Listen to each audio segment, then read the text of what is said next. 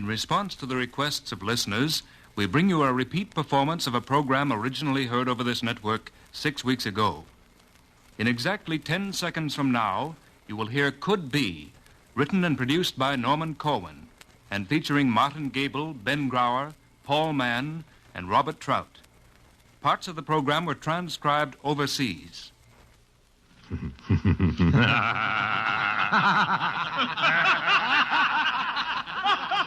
You are listening to the laughter of a select group from the best-informed circles of Rome.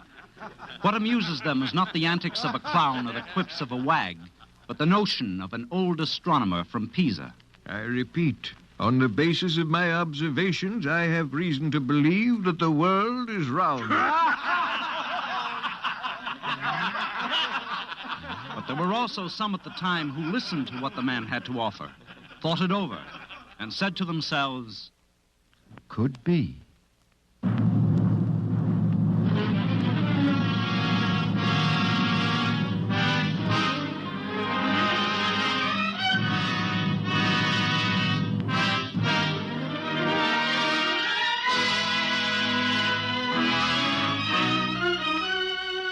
United Nations Radio presents Could Be, a special broadcast by Norman Corwin, celebrating the undated, unscheduled, but entirely possible creation of an era of world progress that could be.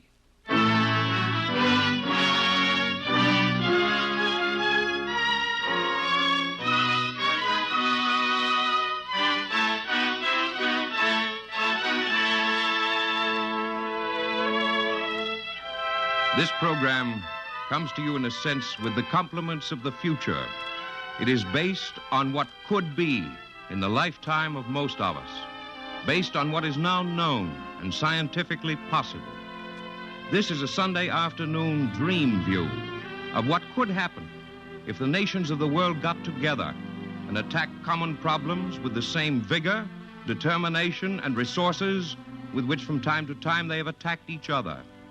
For the better part of the next hour, you belong to a time that could conceivably arrive, a future whose distance from now need only be as long as we make it. Come in, Year X. Come in. Come in. Ahoy, Year X. Greetings. For those of you who have just tuned in, we're broadcasting from the roof of the Assembly Hall at the permanent headquarters of the United Nations in New York City. There's great excitement here and abroad in anticipation of the long-awaited 0 hour of the so-called Blitz for Peace that the world has watched building for so many years. It is somewhat over a half hour yet before dawn in that distant part of the world where the combined units of Task Force One will strike at conditions that have kept that area and regions like it in darkness and depression for thousands of years. I repeat, it is now about 29 minutes before 0 hour. And in the intervening time, we will bring you pickups from other countries where, just as here in the United States, people are awake and in holiday mood, awaiting the transmission that will bring word of the dawning not only of a new day, but of a new era. In a moment, we shall hear an address by the Secretary General of the United Nations. But first, we take you to observer number 2 on the terraced roof gardens here at the UN, who will describe from a better vantage point than I the scene before him. I am looking down on an amazing sight, a sight that was certainly not envisioned when this handsome lot of real estate fronting on the East River was opened to the Secretariat of the UN back in 1951, which seems such a few short years ago. It is getting along toward 10 p.m., and the lights of this incomparable city are ablaze. The skyline stands prouder than ever. As I look across the river, I see the Astoria side lit up also. That big soft drink advertising sign that dominated the Queen's landscape back in the 1950s is still there, although it has been surrounded by some equally big signs since. Directly below, on the green base extending from First Avenue to the water's edge, people are thronging the park area. And even the waterfront terraces and the smaller parks, usually reserved for UN personnel, have been opened to the public. On Roosevelt Drive, cars are streaming both ways. Seems as though every motorist in the city is out tonight to look at these flood-lit buildings, these huge monolithic structures in which the main planning for the Blitz piece was done over these past years. And perhaps you can hear above the voice of the throng below the orchestra, which all evening has been playing music of various countries. We have a microphone down there among the television cameras, and we'll pick it up for you.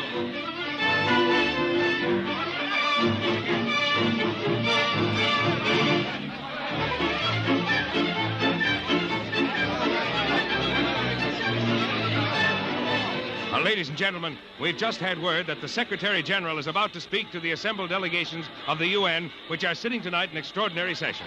He's already been introduced by the President of the Assembly. We take you now to the Assembly Hall.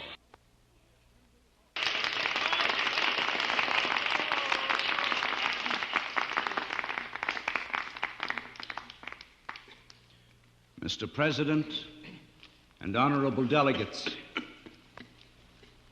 as we await the 0 hour of World Task Force 1, it is fitting to recall the moment when the first prophetic symbol of what is about to occur within this hour appeared quietly on the world's stage. It was the year 1949, the year of the terrible earthquake in Ecuador. Those of you who are not too young will recall that period as a particularly trying one.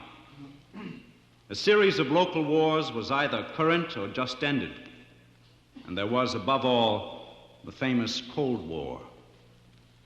The atmosphere throughout the world was tense, at times even verging on hysteria.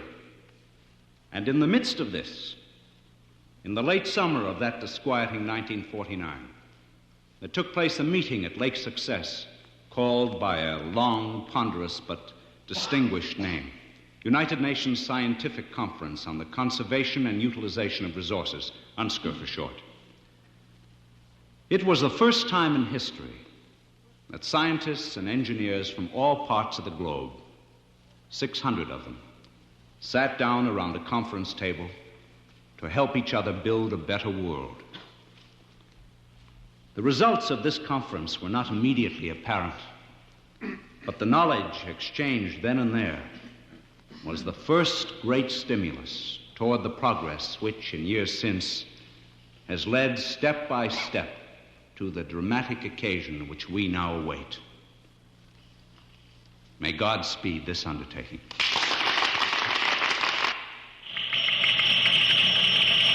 This is the communications room here at the UN. In the 26 minutes left before 0 hour, we will attempt to contact a number of world capitals, starting in New Zealand and ending in Paris. We hope to contact them all before action begins in the Blitz. We take you first to Wellington, New Zealand.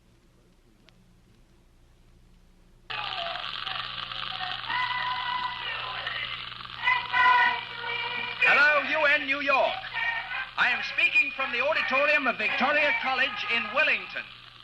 Here in New Zealand, it is 2:24 in the afternoon of a day which is even now racing towards its appointment on the Tigris halfway across the globe between you and us. Wellington has broken out in bunting. This is ordinarily a calm city, but New Zealanders, like most other people who voted overwhelmingly for the Blitz, are visibly excited over the prospects to be opened up before this day is over. Here in the Great Hall, before an audience of visiting scientists at the first UNSCR conference to be held down under, a chorus of Maoris, the original inhabitants of New Zealand, is now chanting an ancient haka as a greeting to all our listeners. Let's listen to a moment of it.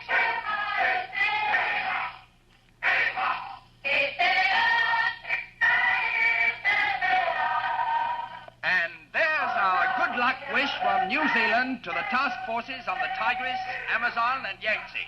We take you now to Seattle, Washington.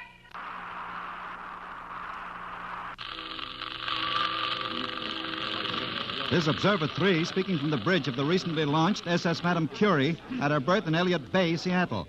It is nearly 7 in the evening here, and the floodlit ship is surrounded by small craft. In just about 30 seconds, we will hear the first whistle of this first ocean liner in the world to be run by atomic energy. As you may know, the maiden voyage of the Curie is timed to begin some 25 minutes from now, as soon as sun is up on the Tigris. The trip will take her eventually to all three of the Blitz areas, the Middle East, the Amazon, and China. The crowd down on the pier and the boats around us are listening for Madam to find her voice, to speak a first word through a blast of steam raised by heat from the atomic pile in the innards of the ship. The order to blow the whistle will be given by the captain to the executive officer, who will then push the button that controls the whistle. You will probably be able to hear the captain in a second or so when he... Mister, blow one long blast. Aye, aye, sir.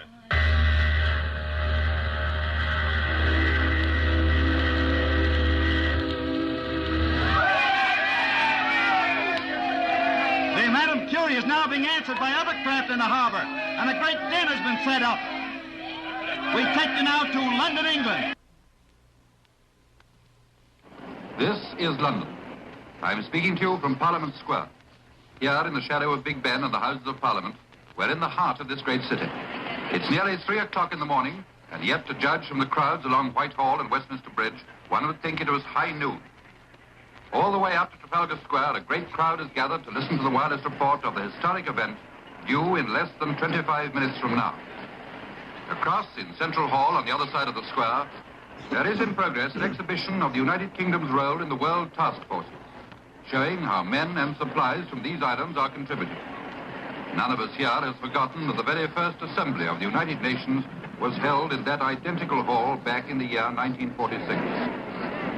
As I turn to look across the Thames, the skyline of the great new buildings on the south bank is silhouetted against the searchlight beams pointing straight into the sky. Over our heads here, the minute hand of Big Ben is moving towards the hour. In about 40 seconds, the old clock, imperturbable in war as in peace, having struck punctually through all the various moods and cycles of history, will acknowledge 3 a.m., as it has done tens of thousands of mornings before this one. But if, wherever you may be, you should detect an extra resonance in Big Ben's ring this morning, it may be his appreciation of the fact that before he strikes again, the world will have struck its own new hour. The hour in which international differences are, for the first time, subordinated to a massive popular peacetime effort, benefiting all nations, big and small, rich and poor. It is now 20 seconds before 3 o'clock Greenwich time.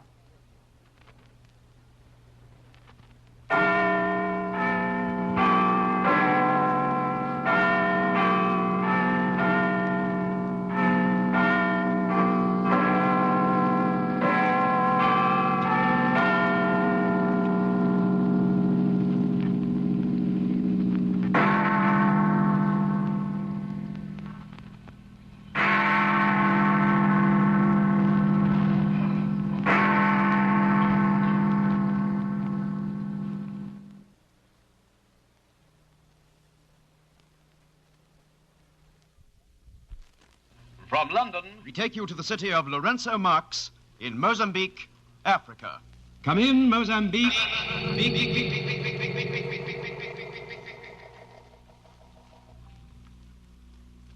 Come in, Mozambique, East Africa.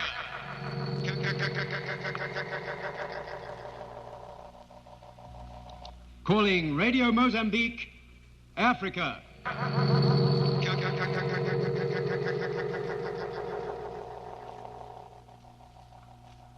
Owing to circumstances beyond our control, we're unable to contact Radio Mozambique. We take you now to Warsaw. This is Warsaw. It is just after 4 in the morning here. I am speaking from a dizzy position atop a steel girder on a building that is 2 rivets away from completion. When finished, this will be the world's biggest combined solar radiation mirror and heat pump plant, designed to help keep Warsaw comfortable in the winter by using the warmth of the ground and the sun. Although this is a strange hour for construction to be going on, the workers on this project got up a petition last week to hold off the hammering of the last rivet until 0 hour today, so they could sentimentally tie in with the start of the invasion some minutes from now. For the purposes of this program, they asked that the next to last rivet be used as a sound of greeting to the men and women of the World Task Forces. The last rivet they will drive home the instant the sun rises over the Tigris, by which time this broadcast will be there too. The rivet is being heated now. In the meantime, there is enough light in the wide-awake city below to describe something of it. There's a big crowd in Saski Platz waiting for a fireworks celebration to be touched off at 0 hour. Off to the west is the memorial to the Warsaw Ghetto, bathed in golden light in the center of the Mordechai Anielewicz Park. It has taken nearly a full generation to restore this most thoroughly devastated city of Europe. so the people of this country have special understanding of the difference between invasions of war and peace. There goes the rivet. It's just been thrown by a heater to the riveter. It made a beautiful fiery arc in the darkness. And now in the morning... And that is all from Warsaw. This is Poland sending the program along to Radio Paraguay in South America. Good evening from the village of Ajos, Paraguay. It is after 11 o'clock at night here. I am an Indian from the Chaco, and I am invited by Paraguayan radio to speak now. That music you hear are my friends sitting around the fire. It is a song of peace which they sing. We know something of war here in the middle of this continent. Once there was a war in Paraguay which killed 80% of our people. Killed more than 1 million people in a country of 1.25 million. But who today in other countries remembers when that war was or why it was fought? Nobody. It was a waste. We like peace and plenty. That is why we voted for the Blitz like everybody else. This is a small village in a small country. But 2 men and 1 woman from here are tonight in the Tigris task force from where we will hear a broadcast in 16 minutes from now. We wish everybody good luck. Now you go to Paris, the capital of France. Bonjour, bonjour, bonjour. I'm speaking to you from a microphone on top of the Arc de Triomphe, looking down the Champs-Élysées toward the Louvre. Oh, how I wish I could spend this time telling you how Paris looks this beautiful morning. If it was ever gay, it is gay this moment, this very hour. Earlier tonight we had a procession, a carnival, just like they have in Nice in southern France, also in New Orleans in America.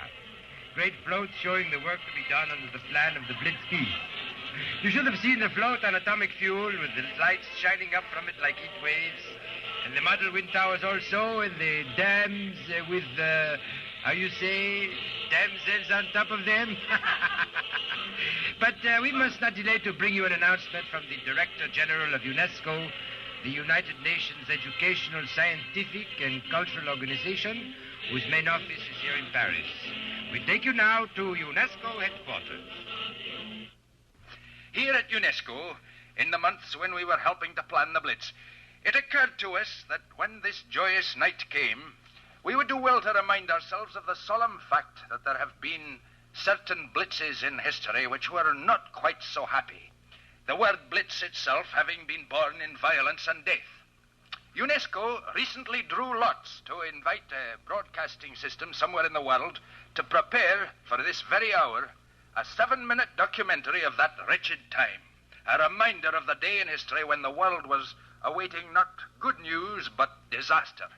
The lot fell to the Canadian Broadcasting Corporation, and we now take you for a brief excursion into the past to Canada.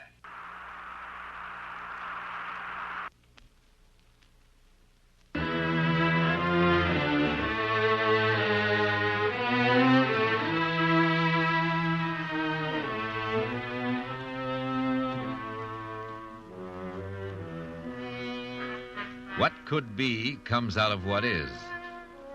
What is out of what was. And what was trails through a limbo of smoke and dust, of blood and ashes. There was that summer, the fading summer in the dwindling 30s, when the big lie had spread like a cancer in the gut of Europe, and Hitler was in full thyroid. News of border incidents ricocheted around the continents, and in the dead end of August 1939, it was only a question of how soon, not whether. Concerning which, on the radio of NBC, one Don Goddard spoke from New York at 7:30 a.m., while listeners in Saskatchewan, Vancouver, and California slept in a state of diminishing neutrality. They're making a book on the war in London, placing some friendly little bets, 5-1 against the war in the next 48 hours, and 2-1 even money against war within a week. And both of these friendly little bets were lost by their makers, for there was war in the next 20 hours. The dread waiting for the inevitable was over. The years of tension and crisis and putsch. Now new dreads. Blitz was the new mo of the moment. clean, hard German word meaning lightning attack. It was for Poland to learn the first meaning of the word, since it was translated into action by the combined arms of the Greater Germany. Hitler gave the order of the day, and the Luftwaffe was off the ground. Many a head would be torn from its socket, man, woman, and child, before the last of these trimotor jobs would be grounded, before Air Marshal Goering would clasp his belly and with a groan give up his corrupted ghost. Anyway, that was all yet to come. And there was no way of knowing that September morning in 1939 how it would all turn out. It was too early to guess how far the ripple of bomb blasts in Warsaw would spread. The tremors were distinct in North America, but the interruptions and delays on that first blitz tended to be slight. At 1:07:45 p.m., London could not be contacted by Ottawa. At 1:09:15 came the false rumor of the bombing of Berlin. By that evening, the headlines were black as original night. And 2 days later, Chamberlain, speaking over the BBC to the German people. This country is at war with Germany.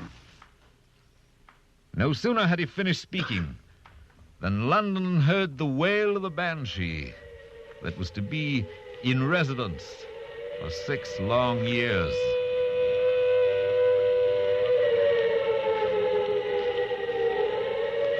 And there it was.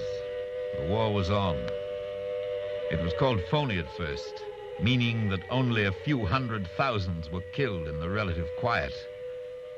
Warsaw went down, 500,000 tons of shipping went down, Poles, Jews were exterminated, but these were mere improvisations. There turned out to be quite a difference between sinking a stray merchant ship and a full-scale blitz. A war blitz doesn't come on little cat feet. It took a heap of dying to make a successful blitz. Also time, money, blueprints. On the May night in 1940, when the announcement said, "Flash, Germany has invaded France, Belgium, and Holland." The amount of pfennig and figuring it took to equip panzer divisions and bombers for that project, and later ones of its kind, was fairly steep. The costs of eastward travel in the summer of 1941 were also high. Flash, Germany has attacked the Soviet Union. That blitz, too, represented considerable teamwork and bond issues. And in the same year, Japan, after a generation or so of getting ready to blitz, returned some of America's transfigured scrap to Hawaii. And the USA was in another foreign war.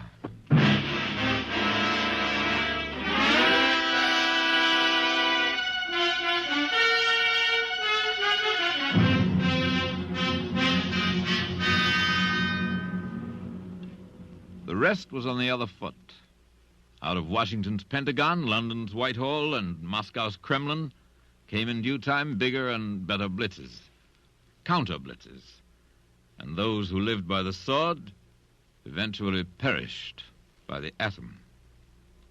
And when it was all over, a bill was presented to the belligerents. Cost in dollars, $1,364,891,000,000. That figure was broken down by statisticians into various fascinating formulas. For example, if you were to spend $1,000 every single day trying to get rid of that sum, it would take you 3,739,000 years to do it. And another. More money was spent on the war every 20 seconds than the average American earns in his whole lifetime. There was also a cost in human life. 30 million dead. That figure, too, was translated into morbid equivalents by the statisticians. It was the same in numbers as though every last man, woman, and child, every living soul in Canada, Austria, Finland, Ecuador, Ireland, and Paraguay were to be executed, wiped out. The nations looked at the bill, the slain millions and the wasted trillions. They looked at the battle log, which read 1 war or more per generation. And while the battle was still on, they met in conference. They sat around a table and wrote themselves a pledge and a promise for a time that could and must and would be.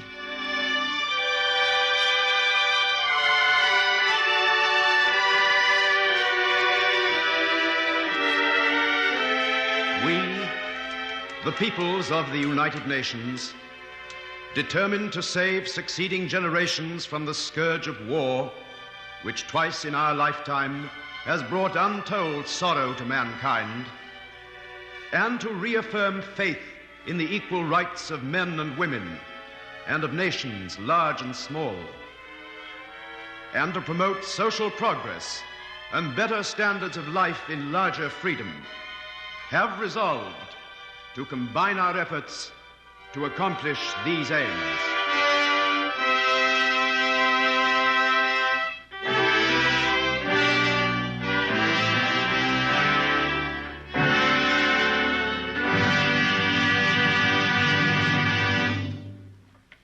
We return you now to New York.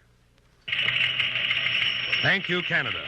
This is Observer One, now in the Communications Center of UN headquarters in New York, where reports from the far-flung fronts are coming in over teletype and radiophone circuits. We're assured by up-to-the-minute dispatches that all is in readiness, and in 7 minutes we will pick up the launching of operations in the area between the Tigris and Euphrates as dawn breaks in that sector. This will set off the series of attacks on historically depressed areas of the Earth, operations that will go on indefinitely, for years perhaps, in the wake of the powerful impetus of what is done today. The total number of men and machines involved in the enterprise is up in the hundreds of thousands, and the... Excuse me. The principal secretary of the Economic and Social Council is about to make an important announcement. We take you now to Council Chamber 4. Have you got that report on... You're on the air, sir. Good evening. Throughout the planning stages of the Blitz, we of the Economic and Social Council were perfectly aware, as are most of you listeners, that there's by no means unanimity on the method chosen to establish a new era of progress. It was therefore recommended by the Council that on this broadcast, the opponents of this plan be permitted, in the spirit of democratic fair play, to state their case. We've just located and are now able to bring you the president of the World Advancement Federation, whom we pick up now in Finland, where he's on a speaking tour.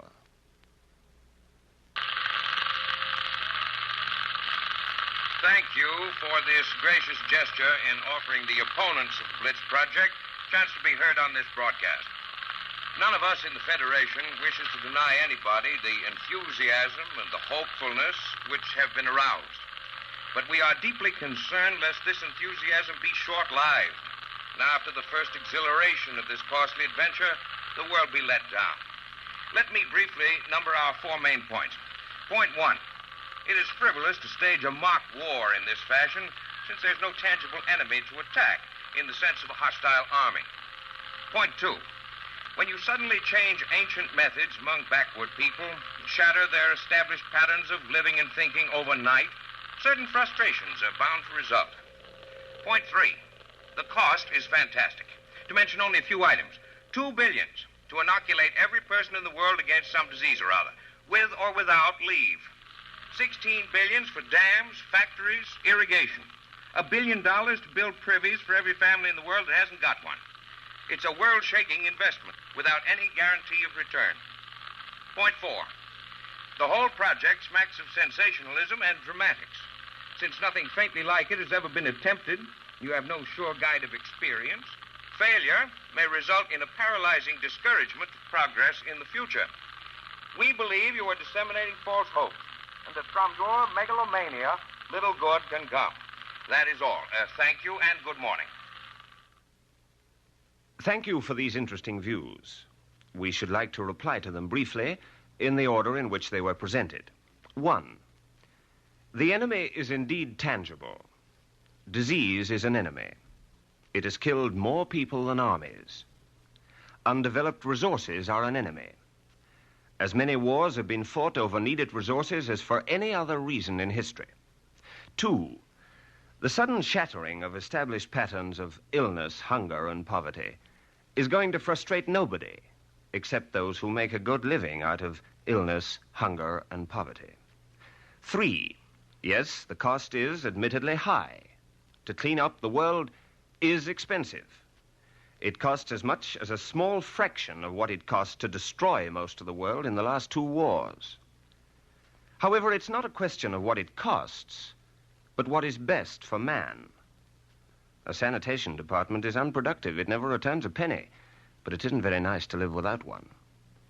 Besides, economists show that the investment will ultimately pay itself back 500 to 1,000%, some of it even before the work is finished. 4, yes, the plan is sensational. It was intended to capture the imagination of the world, and it has done just that. As in wartime, free peoples have set their minds on a goal, and therefore they'll accomplish things never attempted in the past. We're disseminating seed and knowledge, and from this, magnificent results can come. And may I just add that only to an extremely skeptical acorn does the prospect of a forest of mighty oaks seem megalomaniac. Thank you very much. This is Observer One again, on the roof of UN headquarters. It is exactly 30 seconds to 0 hour, and the cheering crowd in the garden terraces and the park areas below has quieted with the realization of the approaching moment. A hush is spreading over the entire area as people drop their voices and stop moving about in order to hear what is soon to come through the loudspeakers. The signal, a pure oscillating note, will mean that the radio circuit to the site of the far-off event is open. Following the note, which is due in 10 seconds from now, the control will automatically switch to the scene. 5 seconds. 4, 3, 2, 1.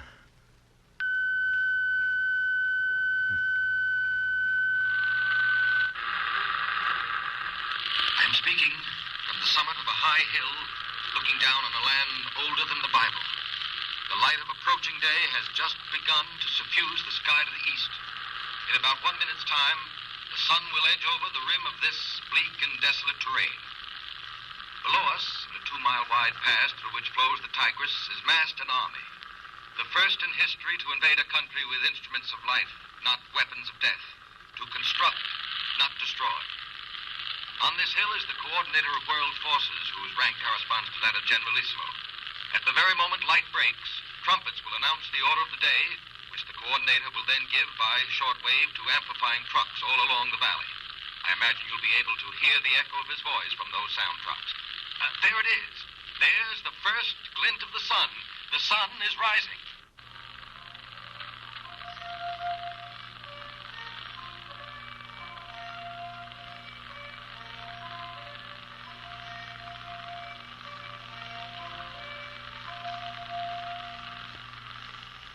Men and women. You go forth to restore the earth, to heal the sick, to liberate man from poverty, hunger, and fear of age, to instill in untried people the confidence to do superb things for themselves. Do your job well, knowing that the hard-won dreams of the world rest with you. Now you can hear distinctly the sound of motors. The first rays of the sun are slanting down the valley, and we can make out the task force stretching as far as we can see. It's just beginning to move forward. We transfer you now down to Observer 3, standing on the floor of the valley.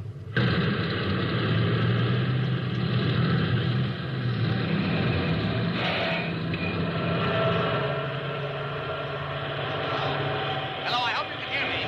Can you hear me above the roar of these motors here? The whole force, the whole army is moving east, up rising ground. Moving at a good clip for this kind of gear. Grinding by us now are whole squadrons of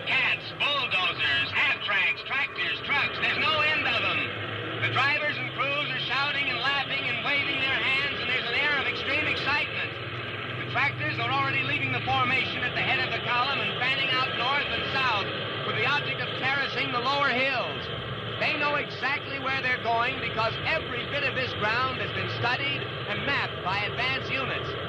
Now bulldozers are breaking away from the main column and heading for the river, where they'll slash into the low banks of the Tigris to clean out mosquito-breeding bush. I've just had a signal to transfer you to hill number 2 on the western side of the valley. Take it away, hill number 2.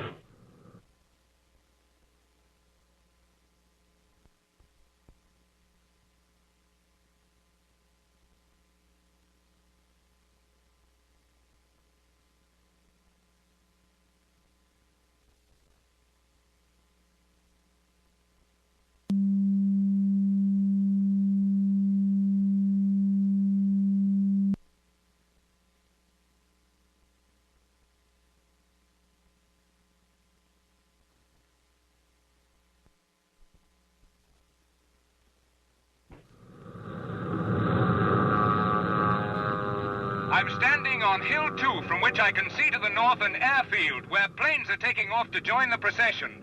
They're flying due east over the ground forces, and no doubt you can hear them as they flash past the summit of this hill, headed for special targets. There's one near us that has the emblem WHO, WHO, on its wings. It's on its way to spray malarial marshes. And just before we came into this circuit, a rain plane took off for the Daiquiri Hill section, where it's going to seed a cloud formation to wet down some of the land that will be cultivated later. Just overhead now is a squadron of photographic planes making a record of the invasion for the newsreels and the archives. And I understand that one of the first FAO Rice planes is over a nearby objective, ready to drop seed. We'll try to contact it for you. Come in, FAO Pilot 77.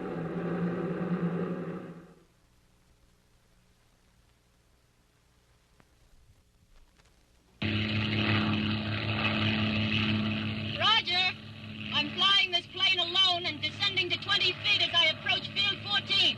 There's a hopper under my seat, holding a half-ton of rice seed. All I have to do is push a button to start it going, and the seed will run out and be scattered by propeller backwash. There are 2 flagmen standing down there at both ends of the field to guide me, and they're waving at me now as I come in. I'm just about over the first flag now, and here we go. I've tripped the hopper. The rice is cleaning out behind. And in the time it takes to tell this, I'm practically at the far end of the field, and I'll have to climb now before turning. At this rate, I can plant a whole acre every 90 seconds, which is a lot faster than the old method. Besides, you don't get your feet wet. That's all from here. Over to you, Control. This is Control back at hill number 1. We've heard from the long-range jet plane, the Einstein, now en route from Karachi, where it took off at dawn Pakistan time. We'll have a broadcast direct from her as soon as she's over our particular area. It's from the Einstein, you know, that the new dam is to be inaugurated. I'm speaking of the dam on the Euphrates at Deir ez-Zor, which was finished last September and is waiting to turn its backed-up waters into the desert for irrigation. The gates of the dam will open at the moment the Einstein passes directly over it. However, all that is still some minutes away. First to Observer 4 in the village of Karya Gariap. I am speaking from the old village of Karya Gariap, where I live. I am a citizen of this country being invaded. The whole population is already out along the Tikrit Road to welcome the Task Force Supply Division, in which are so many of our own countrymen. The streets here are practically deserted except for a few old people. Also, the village scold, who I am afraid is going to complain to us.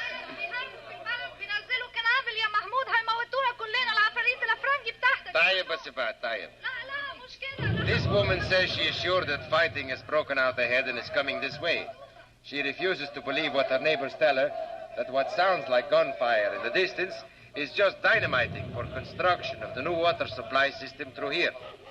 The women of the village have prepared a fine honorary luncheon for the supply units expected here by noon. I can smell the food cooking from where I stand. Well, hello and goodbye from Karya Gariap. Back to Control. Thank you, number 4. We've just picked up a report on the monitor that the fishing trawler Ole Bake in the Gulf of Oman, 1,200 miles southeast of here, is ready to come in. The Ole Bake, incidentally, is named for a UN mediation guard from Norway who was killed in the Palestine trouble back in 1948. Come in, Observer 5 in the Gulf of Oman. This is Observer 5 on the bridge of the Olibaki in the middle of the Gulf of Oman.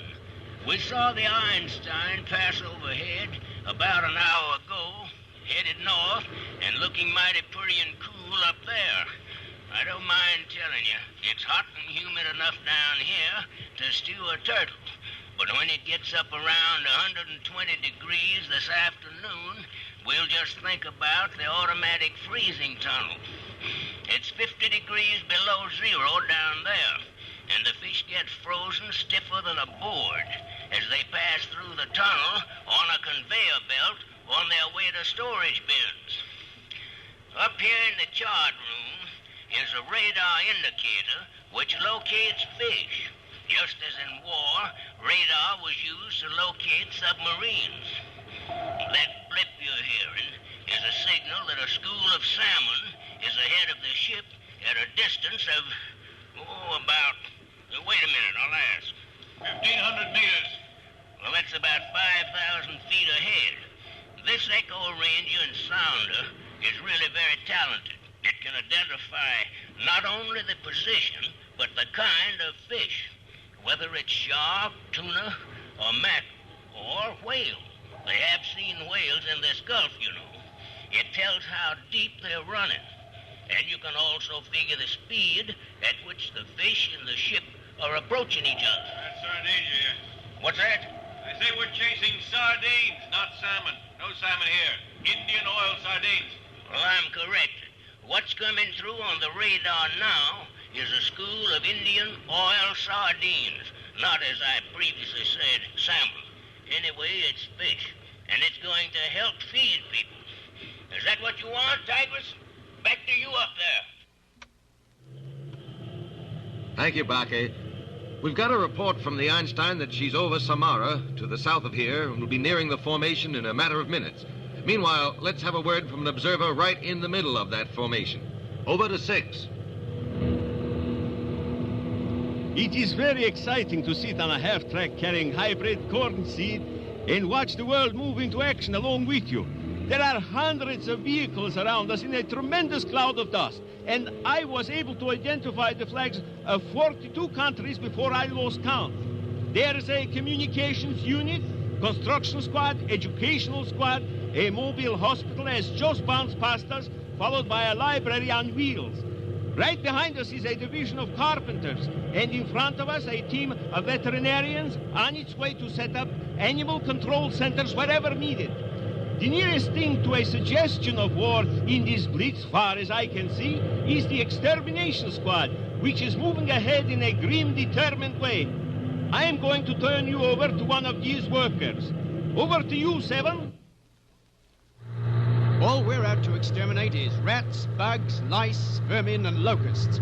We're the ground force of a bunch that includes spraying by air, and our planes are already in action. Some of us here will fumigate rat burrows, and others will set up bait near storage bins. Others of the squads will be met by local health officials in the villages, and with the cooperation of the inhabitants, we'll spray all living quarters, latrines, and refuse dumps. By the control of pests, we aim to save thousands of tons of food, soon to be produced in the reclaimed areas. It wasn't so long ago, in fact as late as 1950, that the world, hungry as it was losing 33 million tons of food every year to worms and bugs. We've licked this thing in other places, and we're going to lick it here. Back to control. This is Control, back on Hill number 1. We're ready to make contact with the Einstein, which is carrying heads of various UN agencies, some of the world's top scientists, and a party of newspaper and radio men from 72 countries. We transfer you now to Observer 8 aboard the Einstein. Over. Got it, Control. We're flying low at about 2,000 feet at half throttle. There's not much sound inside the cabin, although our ground speed must be around 500 miles an hour.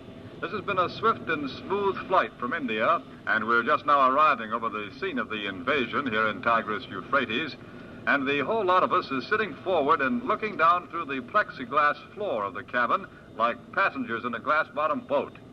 Sitting next to me is the Director General of the International Labor Organization, ILO, which has contributed so much to this day, and I'm going to ask him to say a few words.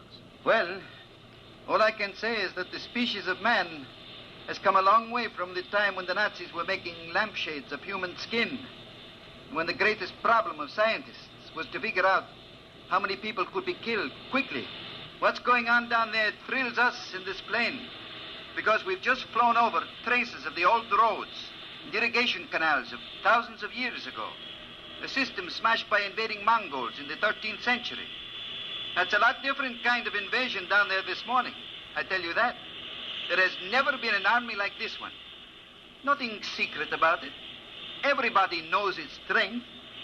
These boys don't have to worry about being bombed. They're being greeted in villages and towns, not by bullets and shells, but by flowers and cheers. Some difference from the old style. Thank you. Thank you, sir. We're losing speed and altitude now in order to get a closer look at the activity, and we can plainly see construction crews starting to rebuild some of these ancient roads and canals. Here and there we can see ruins of old dams and levees along the river, but none of these will need to be restored because of the new hydroelectric plant at Deir ez-Zor, which, you know, we're going to inaugurate by radio from this plane in a matter of minutes. Some of the tractor and truck units of the task force down there have recognized our plane and are flashing sun reflectors at us in greeting. And we're tipping our wings in return greeting, and we're getting pretty much rocked about, too. We're going ahead full throttle now, heading west over the Euphrates toward the dam. On board with us here is a textile worker whose father, a bombardier with the RAF, was killed after destroying a dam on a mission over Nazi Germany in World War II. With a fine poetic justice, there's fallen to this man the honor of opening the dam when we cross over it soon. And I'm going to ask him to say hello to you now. Hello. Well, isn't there anything you care to say to your listeners? I'm having a grand time. This is a champion flight, and I'll certainly remember it for the rest of my life. Thank you. Well, we're zooming toward the dam that stands clear and jewel-like in the sharp morning light. The lake formed by it is dazzling blue and full of fish, they tell me, been stocked with them. Off to the south and the east there, we can see a network of canals and ditches that are going to fill up with life-giving water soon after the gates are open. It's a matter of seconds only now. The chief engineer of the dam is listening, and he will pull the master switch as soon as he gets the verbal go-ahead. We are just now crossing. Hello, chief engineer. Let her go. Open the gates. There she blows. There's a beautiful stream of water pouring through the penstock in a terrific torrent, the force of which we can sense even from way up here. And now the generators in the powerhouse are turning, and electricity will begin pulsing over those power lines to Damascus, to Beirut, and as far away as Tel Aviv.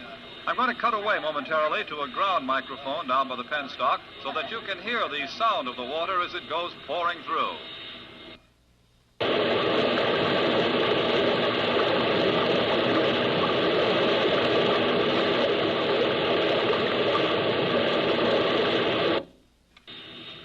That's the sound of wealth pouring into this land. This harsh, dry countryside, for centuries useless desert, is going to grow cotton, tobacco, wheat, sugarcane, corn, rice, and every bit of it will help make food abundant and cheap to millions of the world's hungry people who've hitherto been under the constant shadow of famine.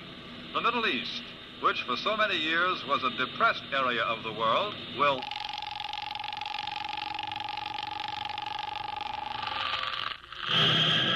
This is Control on Hill number 1. We're very sorry about this interruption, but it seems a bulldozer accidentally backed into one of our shortwave receiving units at Baiji. We've lost the transmission from the Einstein. Nobody hurt, just a few broken tubes. Back again. What's that? The Einstein. Oh, we have the Einstein back again, but now it's time to pick up the tower of an aero generator in the hill country, 500 miles to the east. Come in, tower. This is Observer 9 standing in the generator room on top of Tower C-34, 575 feet above ground in a gap between mountains. We're in an isolated ridge here, and the wind really pushes when it gets going. We've just been listening to the broadcast from over the dam, and the very second those floodgates opened, we started taking electricity right out of this 40-mile wind to feed into the power lines. This tower is only one of a series of 92, strung out all the way up to Baku in the Black Sea and down to Kashan, a spread of about 800 miles. The idea of these generators is to help out the hydroelectric systems up through this region so that when the wind is blowing, the dams don't have to work. And in that way, they can accumulate water and avoid the danger of running dry. That sound you hear in the background is the hum of a generator drawing power from monster propellers from both ends of the turbine shafts. I see a red light on my panel, which means to turn control back to Hill 1. Goodbye, everybody, from Aero Generator Tower C-34. It is barely 20 minutes since today's dawn broke over this history-weary cradle of civilization, and already more new blood, energy, and wealth has come into this land than in the past 20 centuries. You listeners throughout the world who paused in your celebration of this universal birthday to eavesdrop on the operation of Task Force 1 must remember that the work of this morning merely inaugurates an enterprise that will continue for years in ever-widening circles until the whole world is benefited by peaceful construction. You've heard only the first 17 minutes out of the first 8 hours of the first day of the first task force.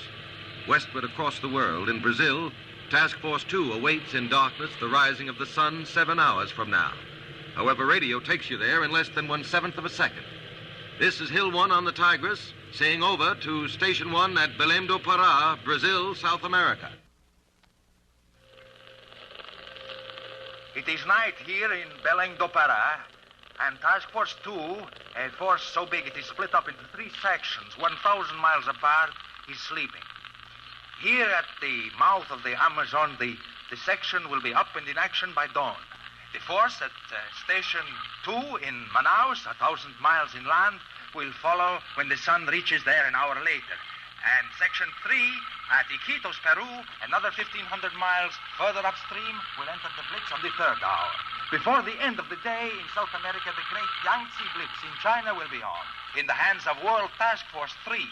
And worldwide broadcasts, similar to the one you have just heard from the Tigris, will bring you a description of these successive invasions. And now, ladies and gentlemen, the coordinator of World Task Force 2.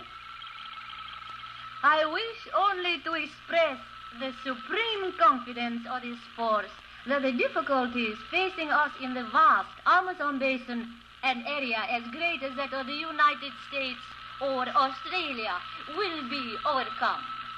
The obstacles which have frustrated all previous national expeditions in Amazonia are certainly not trivial, but neither are they insurmountable.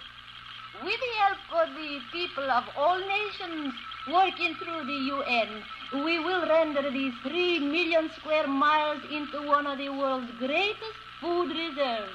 We will eliminate tropical diseases, clear jungle, build airfields, dig mines, stop the ranges, harness the unimaginable power of the Amazon and its tributaries, establish industries and cities, and pour the latent riches of this continent into the bloodstream of world prosperity. We salute our brothers and sisters in Task Forces 1 and 3 and send a greeting to every stockholder in this enterprise, which means to each last individual on the face of the earth. We return you to United Nations headquarters in New York.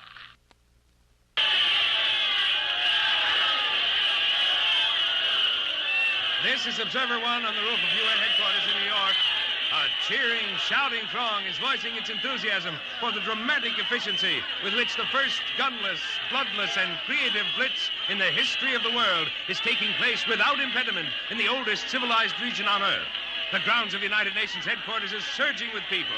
They're clamoring for the appearance of the Secretary General, the President of the Assembly, and international delegations to the rotunda on the mezzanine level. I believe their wish is to be granted because I can see some of the delegations beginning to come out now. They're waving to the crowd.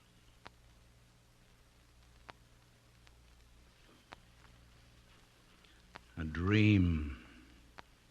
A dream. A dream. We awaken rudely. We leave the future behind. We return to a Sunday afternoon in 1949, and nobody is cheering. The longing of the peoples for peace and amity waits outside the armored door of events like a man applying for relief, hat in hand. The peace blitz and the world task forces are off in the milky distances of the stars. And here on Earth squat hunger and poverty, erosion, disease, and the armed camps. In the Middle East, the Tigris and Euphrates coil sluggishly tonight. No new villages rise. No turbines spin. The marshes breed malaria, and the people are sick.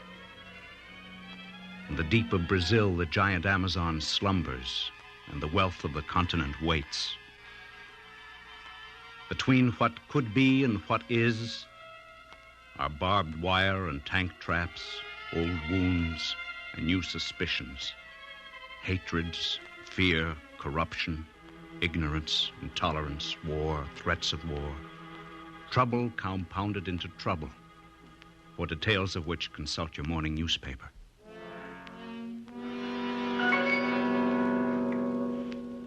But there is also a hope, and more than a hope.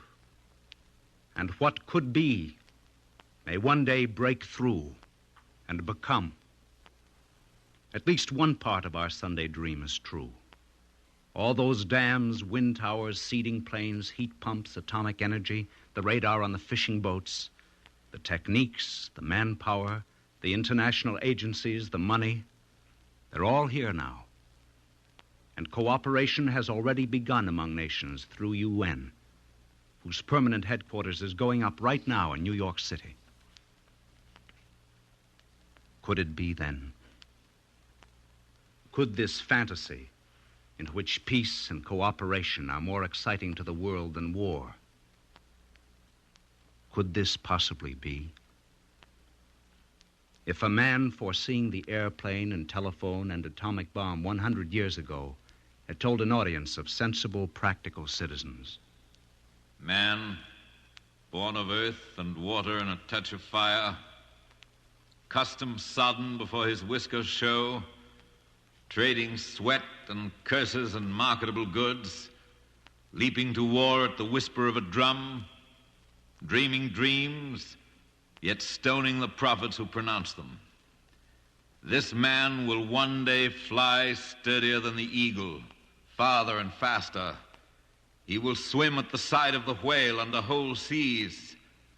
He will throw his voice instantly across mountains, rivers, and plains, yet speak quietly into a single ear. He will take 2 pinches of cold metal dancing with atoms and spark them, and a city will crash to earth. They would have laughed him out of town. Will they laugh now when he says, man will gather the nations under one roof, and by their acts and counsels, warring shall cease in far places, and the hardship of peoples be eased, and the earth shall prosper, and there shall be goodwill. Is it possible? Could it be?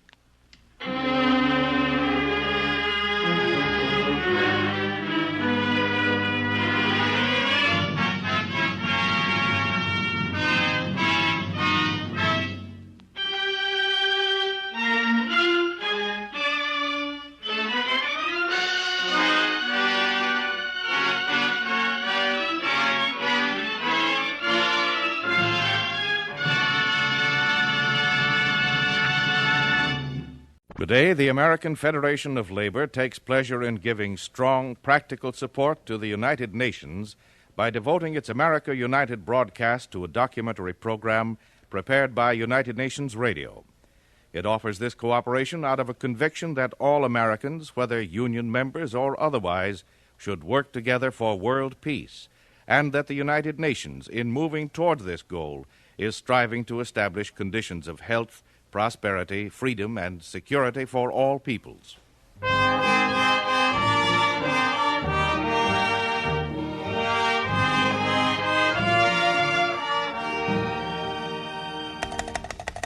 Hello. Operator.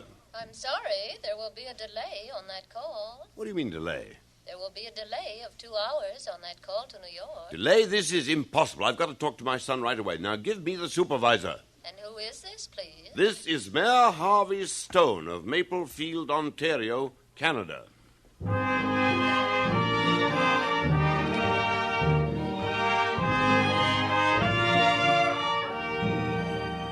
United Nations Radio presents the distinguished star of stage and screen, Sir Cedric Hardwicke, in All Your Strength.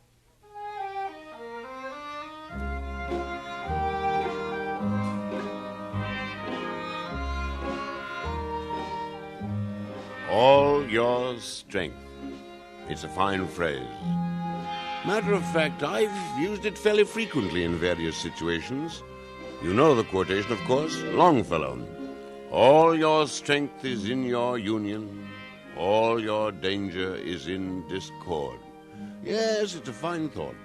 I remember once in the town council, right here in Maplefield, at the very height of a row, I rose at the end of the table, waited for complete silence, and quietly said, "Gentlemen, as you argue, I'm reminded of a line from Longfellow. All your strength." By the way, you know Maplefield, don't you? Well, it's a pretty nice little town. Of course, you might say that I'm prejudiced. Lived here since my parents came over from the old country 40 years ago. I remember Elliott Street when it ran straight down to the river. Green fields on either side of it. Well, maybe you'll excuse me if I take a great pride in Maplefield. You see, I'm pretty important here, if I do say so myself. I'm the mayor. Have been for 17 years. That's a long time in a man's life. But I know the people, and I like them. And I like being mayor.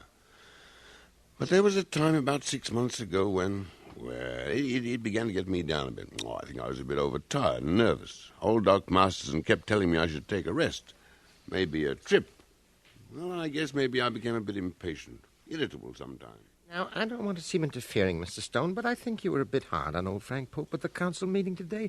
Now, old Frank won't easily forget that kind of thing. I tell you, Fred, the man's a fool.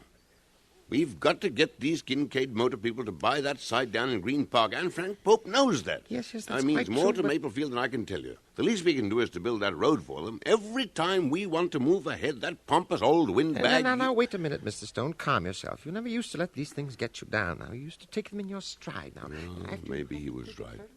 Maybe I used to take them in my stride. But this time, I just got so confounded angry.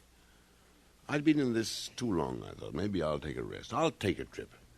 But I'll see this recreation center through before I go. I'll knock some sense into their heads. The council met next morning.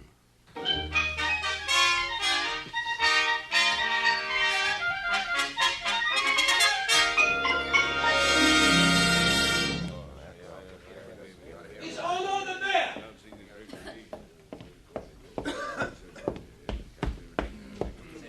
His Honor the Mayor. Thank you, Fred. Good morning, gentlemen. Good morning, Mr. Mayor. We take up the adjourned discussion for the new recreation center on Cornhill Road. I give the floor to Councillor Lightbody. Mr. Mayor, I would be less than human if I were not as impressed as all of you with the figures given us at our last meeting by Councillor Hardfoot on the rise of juvenile delinquency in Maplefield. But a proposal has been put before us What an to spend a unpleasant very voice Lightbody considerable has. sum of money. I never really on this noticed it before. recreation The centre same on old Cornhill Road. dreary Now, arguments. gentlemen, I ask you What seriously, does he know about kids? do you believe that this expensive centre can stop the increase of juvenile delinquency? Of course not. These fancy schemes cost money, and money does not grow on trees.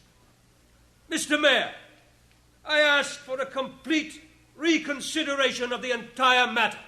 Mr. Mayor. Mr. Mayor. Yes, I call on Councillor Pope. I only wish to take a brief moment, Mr. Mayor, to express my support of the very realistic and statesmanlike approach to this problem, which has just been taken by Councillor Lightbody. I think I can say without fear of contradiction Pope would round get off this his table, soapbox and just remember the he's a manager of the human being. Mercantile Bank has And a as boring clear one an at idea as that. any one of us of the I don't think I can take much more of this. this project. So I would like to ask the mayor to explain with greater detail, with much greater detail, That does it. exactly how he proposes to finance the project. I ask for an answer. Mr. Mayor. Mr. Mayor. Mr. Stone, sir. Are you all right, sir? Yes, sir. Yes, quite all right, friend. Gentlemen, I must ask your indulgence. I have a personal announcement to make to you this morning of some importance. At least, of some importance to me. After the most careful consideration, I have come to the reluctant conclusion that I shall have to leave the center of your affairs. To be quite plain, gentlemen, I do not propose to run for office at the coming election. And on the advice of my doctor, coupled with other more personal reasons, I should like to leave this office in the very near future.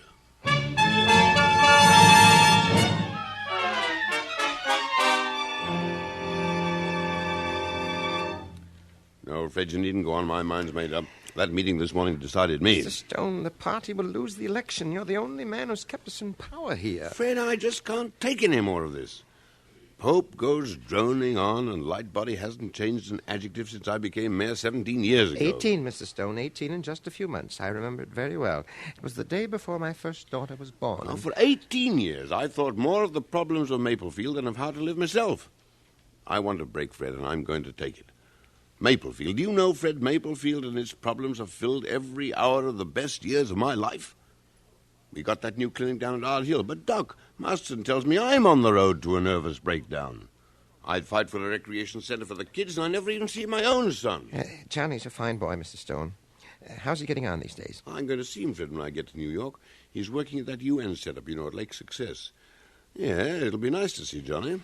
Well, Mr. Stone, I don't seem to be able to persuade you, but I hope we can get you to see things differently after you've had a rest. No, Fred. I'm quitting. That's that. What's more, I'm leaving town next week.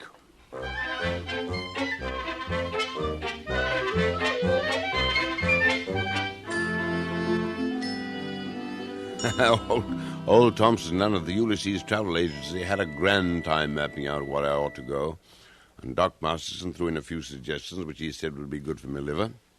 And I'm quite prepared to admit that I was more than a little excited when that fine, crisp morning arrived with a light fall of snow on the ground, and I drove down Elliott Street to the station. I never liked leaving familiar things. We passed the War Memorial with its gold wreaths covered by the snow. Pendleton's had a sail on. It's the same old stuff in the windows. I did wish Harry McAlpin would make his men enforce that double parking restriction. I took one last look at the Empress's Hotel's new neon sign that the Historical Society made such a fuss about. We turned the corner, and there we were. Yes, I didn't have too much time. Then I saw the station master, Joe Stevenson. Good morning, Mr. Mayor. And a fine day, too, for your takeoff. Well, Joe, this is nice of you to see me off. Oh, wait till you see the crowd that's waiting on the platform, Mr. Stone. You just come along with me now. Crowd? Why? What's all this? Oh.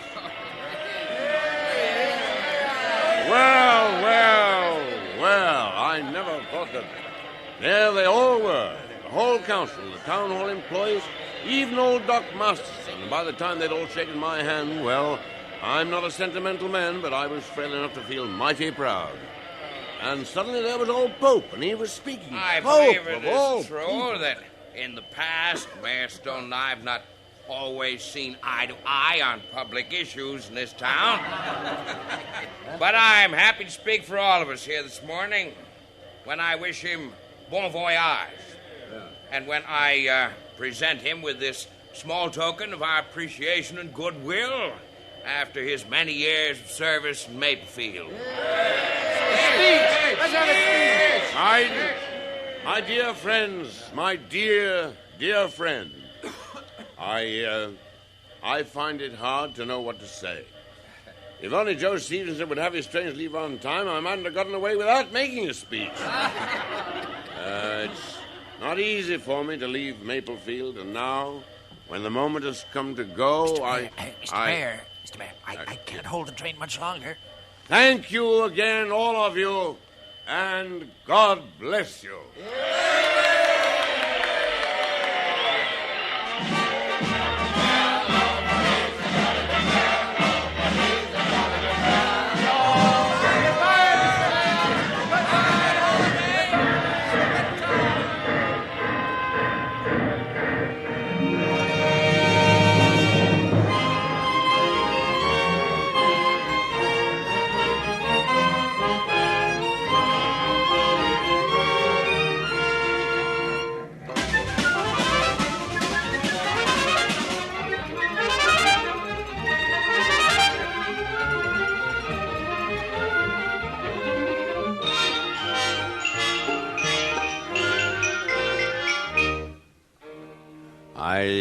I'd been in New York once before at a mayor's conference. The main thing I remembered was smoke-filled hotel rooms and long drawn-out speeches by people who constantly reminded me of Councillor Pope. Johnny took me to the top of Radio City to see the view, and it nearly blew my head off. The crisscrossing of the streets with the taxi cabs looking like well-trained yellow beetles. Look, Dad, way out there. You see that space way out there? That's LaGuardia Airport. Oh, yes. Yes, he was a good mayor, too. And look, Dad, look down there. There's the Queen Mary. She just docked this morning, brought in the French foreign minister. My word, you're a knowledgeable young man, Johnny. What is it they call it at the UN? An information officer? That's right, Dad. It's my job to know what goes on. Over there is the Jersey side of the river with the Palisades part. We're now 850 feet above sea level. Oh, excuse me, sir. I beg your pardon. Out-of-town people, I suppose, Yeah. Look down there, Dad, on the East River. That's our new home, the permanent site. Oh, the new UN buildings. Yeah. Looks like a matchbox with windows to me. When will it be ready? Have they raised the money to pay for it yet? Yes, Dad. We hope to be moving in from Lake Success at the end of the year. And you're going to come with me tomorrow. The ECOSOC session. The what? The Economic and Social Council, Dad. It's just started its meetings. Meetings? Not on your life, I'm not. I'm on a holiday. No more council meetings for me for a long, long time. No, sir. I don't want to see agenda or minutes or council light body or anybody.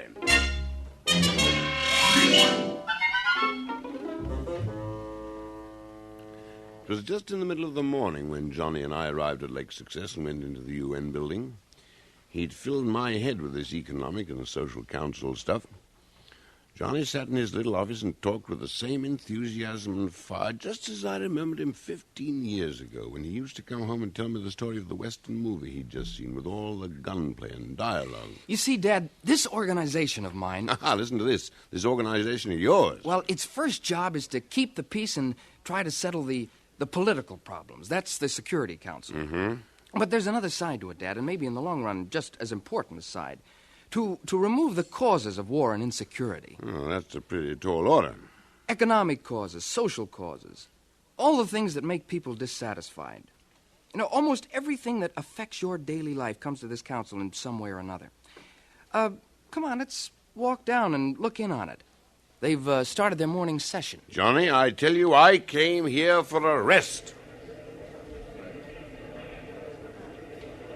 Shh.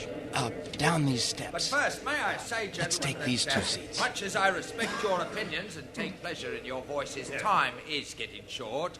And as we have a lot of work to do, may I urge you to be wise as well as witty and keep one eye on the clock? Thank you. You know, that's very good. Who is that? That's Mr. Thorne, the president. I must remember to open one of our meetings with something like that. I recognize the delegate of Iran. What's this discussion about? They're taking up the report of the ILO, the International Labor Organization. You know, they deal with labor problems, conditions, and wages and hours of the workers. Training program, as outlined in this report. This year's agreements add another heartening chapter to the whole history of what ILO has done for the working man throughout the world. His wages, his conditions, his rights, and his social security. To return to my point, however, Mr. President, Middle Eastern countries like my own need new industries to put the people to work and bring prosperity. You know, that reminds me, Johnny, did I tell you that Kincaid Motors might open a plant in Maplefield? Shh, Dad. It'll mean employment for about 800 people. On vocational and technical training. You cannot start new industries without training the workers. That is most important. But that's just what I kept on telling Lightbody. We have to train the workers for Kincaid. Dad, you really must not keep talking here and put that cigar away. Come outside and I'll show you the cable center. Prosperity of areas which have known only one poverty.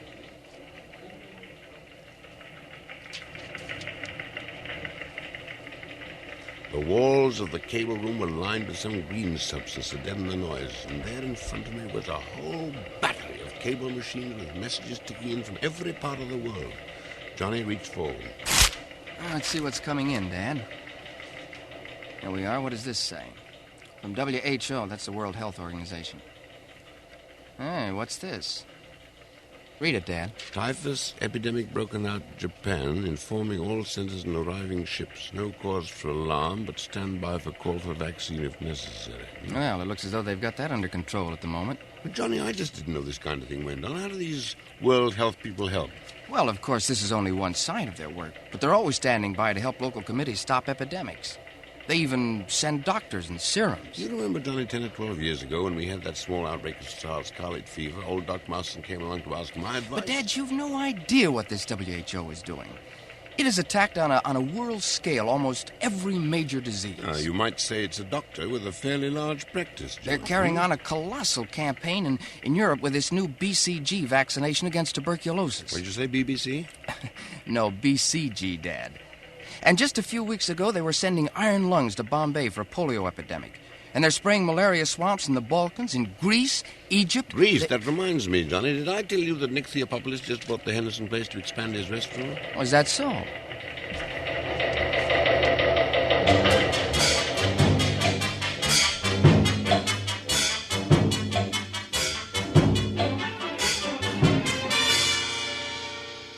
Then Johnny took me in to see that very serious-looking Frenchman who sat with his back to the window with the Long Island countryside behind him. One of our most difficult and even tragic problems is rehabilitation. By the latest methods which we know, Mr. Stone, 90% of the men, women, and children who have been crippled or maimed in this last war can be transformed into useful citizens. With proper training at the right time, no artificial limb need be a serious handicap.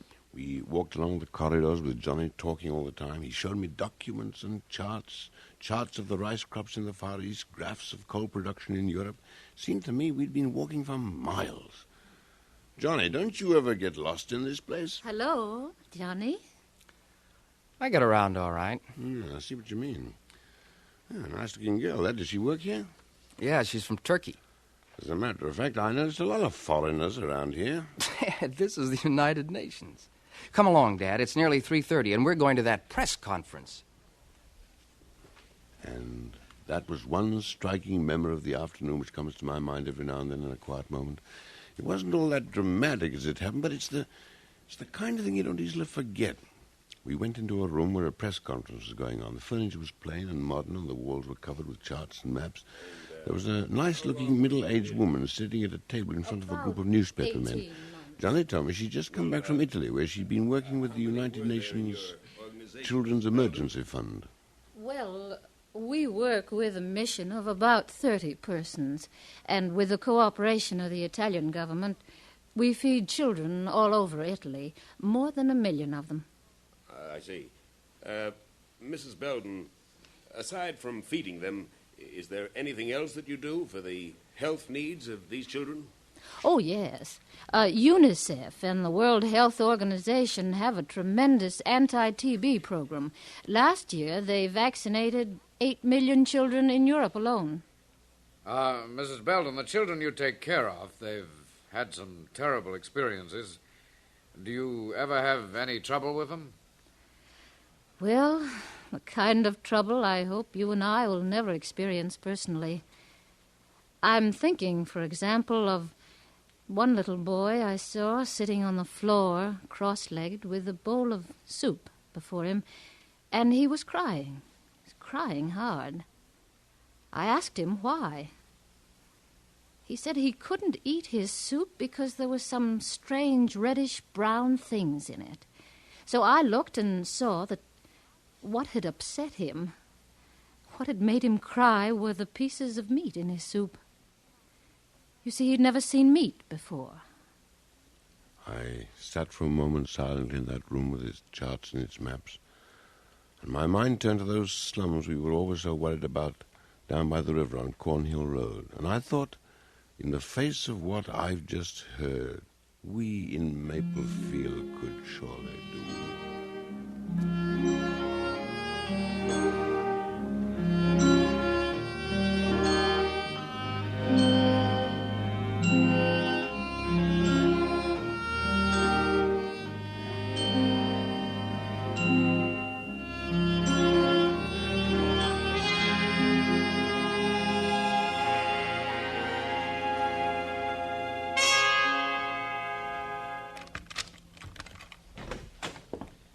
Hello, anybody home? Here I am, Johnny. Well, it's the first time you've been home before me for over a week. What'd you do today? I had lunch with a delegate from Pakistan. Most interesting man. Never heard of you. I just don't know how you do it, Dad. Today it's a delegate from Pakistan. Yesterday it was a soil erosion expert from the FAO. The day before, who was it the day before? Oh, that was a lady on the Human Rights Commission, Johnny. Oh, yeah. You know, Johnny, I don't think you know as much as you ought to about this ECOSOC. I think I can say that I've gone pretty thoroughly into it. Well, don't be silly, Dad. It's my business to know about these things. I'm an information officer at the UN. I know all about ECOSOC. Oh, you do you? Better my notes. Now, look here. In my opinion, we could solve a good part of the problems of this world of ours by the Technical Assistance Program, Wait a minute, Dad. Don't preach at me. I know all about that stuff. It's my business to know. Sit down, Dad. Stop pacing the floor. I will not. Now, take this business of the 10 weather ships stretching across the Atlantic. You never told me about that. Well, you never asked me. Probably saved the lives of hundreds of plane passengers every year. They were set up by the Civil Aviation Organization of ECOSOC. Did you know that? Of course I know it. Well, did you know that the UN Declaration of Human Rights has been adopted by 48 countries? Oh, Dad, I know the countries by heart. Are you aware that all legal traffic in narcotics is controlled by United Nations agencies? Well, I know all that, and Dad. I suppose you don't find it interesting, yet you can come home and talk for 2 hours about who's going to play third base for the Dodgers this season or some nonsense like that. And you're the man who left home on a vacation for a good long rest. Vacation indeed. I want to send a telegram. Hello, operator. Give me Western Union. What are you going to do, Dad? Yeah, I'm a man who knows my mind. Western Union? Yeah, I want to send a telegram to Fred Webster.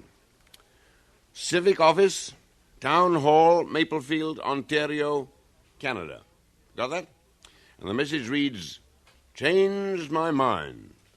File my nomination papers for mayor returning at once. Signed, Stone.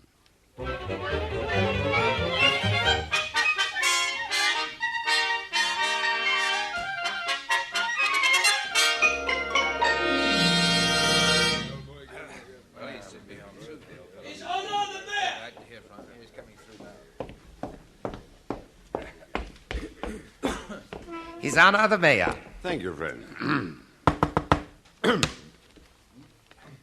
Good morning, gentlemen. Good morning. As I call the meeting to order, I must welcome the new faces, and indeed some of the familiar ones who take their places around this table. We have fought a bitter campaign, but I feel sure that one thought and one thought alone unites us in our work during this term: the prosperity and happiness of the people of Maplefield. Yeah. And now to business. And may I just say, gentlemen, that since we have a heavy agenda and since brevity is the soul of wit, may I ask you to be wise as well as witty and keep one eye on the clock? I recognize the delegate for... I recognize the medical officer, Dr. Harold Masterson. Mr. Mayor, before we turn to the agenda, I think I can, on behalf of everyone here, express our pleasure at seeing you back in our midst. It's good to have you with us again, looking so hale and hearty. And now, Mr. Mayor, I want to get back to the inoculation scheme which I spoke of last time we were gathered here. I'm sure, Mr. Mayor, we will want to take advantage of the latest developments of medical science to benefit the health of the children of Maplefield. Dr. Masterson, you have brought up a subject to which I have given considerable study recently, particularly in regard to the world at large. You probably do not realize that millions of people of different races all over the world are grappling with problems similar to those which concern us around this table. Science, gentlemen, is aiding in the welfare and safety of mankind around the globe.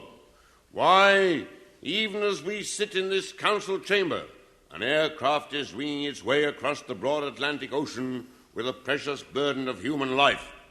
And that aircraft, gentlemen, is guided safely to its destination by a string of weather ships far below. I tell you, gentlemen, science... Mr. Mayor, if I may just bring you back to earth to remind you that we are considering the inoculation of the grammar school children of Maplefield. And, Mr. Mayor, I feel that we should also consider the financial obligations of this scheme. Now, Councillor Lightbody and I... Councillor Pope, surely neither you nor anyone on this council desires to put obstacles in the way of the forward marches of science. Why, no, Mr. Mayor. I merely want to act realistically from the financial point of view. Then I think we can take it, Dr. Masterson, that Maplefield will have its inoculations. But Maplefield, my friends, is not an end in itself. Great forces are at work in the world today. We cannot escape our responsibility. Do not let your outlook be limited by Elliott Street and the river. Gentlemen, we are citizens of Maplefield and at the same time citizens of the world. Let me remind you, gentlemen, in the seldom quoted words of Longfellow, all your strength is in your union, all your danger is in discord. Thank you. And now let us turn to the next item on the agenda. Councillor Lightbody. Mr. Mayor, I would like to raise again some questions to which I feel I've not yet had satisfactory answers. I am a man who likes to get things straight.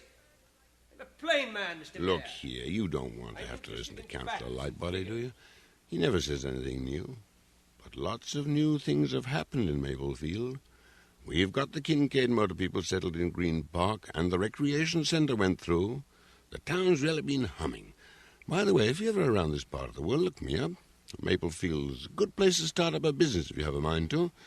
Look me up, Mayor Harvey Stone. My office is in the town hall.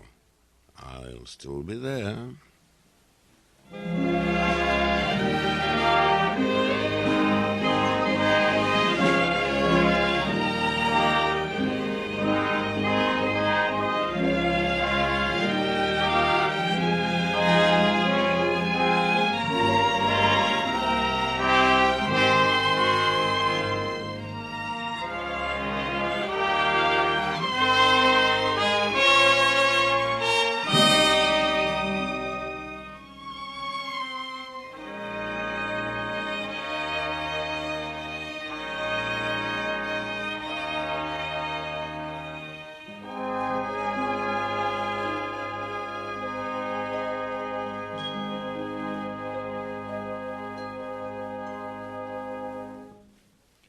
You've been listening to Sir Cedric Hardwicke as Mayor Stone in All Your Strength, written and produced by Don Pringle and Gibson Parker and directed by Gibson Parker. The music was written by Alec North and conducted by Norman Cloutier, Associate Director James Harvey. And this program has been presented by the United Nations Department of Public Information through the courtesy of the American Federation of Labor, which gave the United Nations its regular period on America United.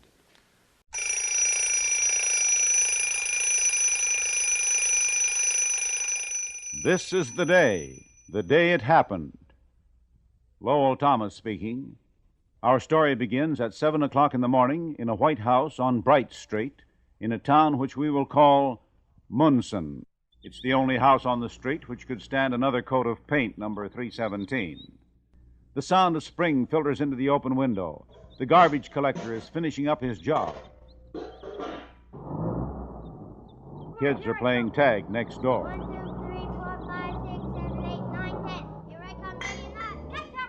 The milkman is picking up and delivering. Yes, an ordinary day, an ordinary street, ordinary folks in an ordinary Midwest town. But this is not an ordinary story. Not the day it happened.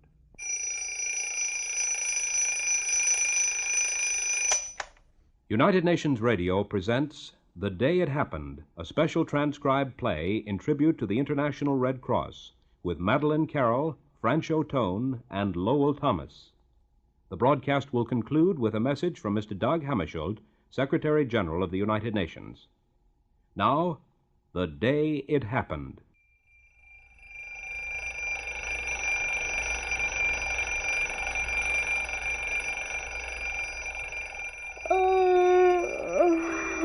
I'll get it, Kim. Go back to sleep. Go back to sleep? Were those two hoodlums downstairs waiting for breakfast? I can squeeze an orange. Stay put. Oh, morning. I hate it. No. Take it easy, darling. Why can't women have babies without this? Wish it could be me instead. That, darling, would be nigh near impossible. I guess I love you anyway. Getting to be a habit after 19 years. Never. Uh-oh. The culture has begun. And at 7 a.m. There aren't enough hours in the day for your daughter. Think it must be love. Caught her reading Elizabeth Barrett Browning last night. Then it is love. That gangly beanpole down the street. I think he plays basketball or something. Mom, can't you make her stop it? Hey, Mom, it's awful. It is sort of early for canaries, Kim. It's never too early for 17. Come on, Tad. Let's you and me go downstairs and get breakfast. I'll be down in a minute. Can we go fishing today, Pop? Got me a new pole. Traded Butch a dead snake for it. It's a date. Right after I get home tonight. Why not now, Pop? Why not now? Because you have to go to school. And I have to go and see Mayor Lawrence. Come on, Tad.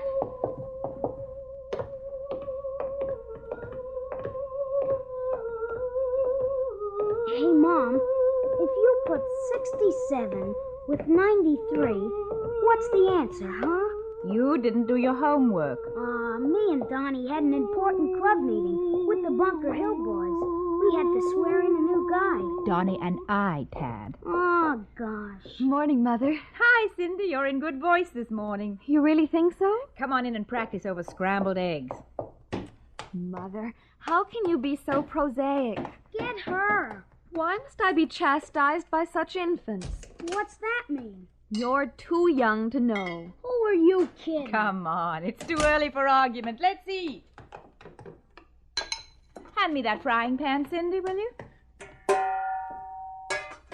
something real important to do. Be right back, Mom. Not before breakfast. Be right back. Honest. Squeeze some oranges, will you, dear? Yes, Mother. I shall forget you presently, my dear. So make the most of this, your little day, your little month, your little half a year. I beg your pardon? It's Edna St. Vincent. Malay, Mother. Oh. Don't you think it's beautiful? Not quite so early in the morning. What's the matter, Mother? Don't you feel well?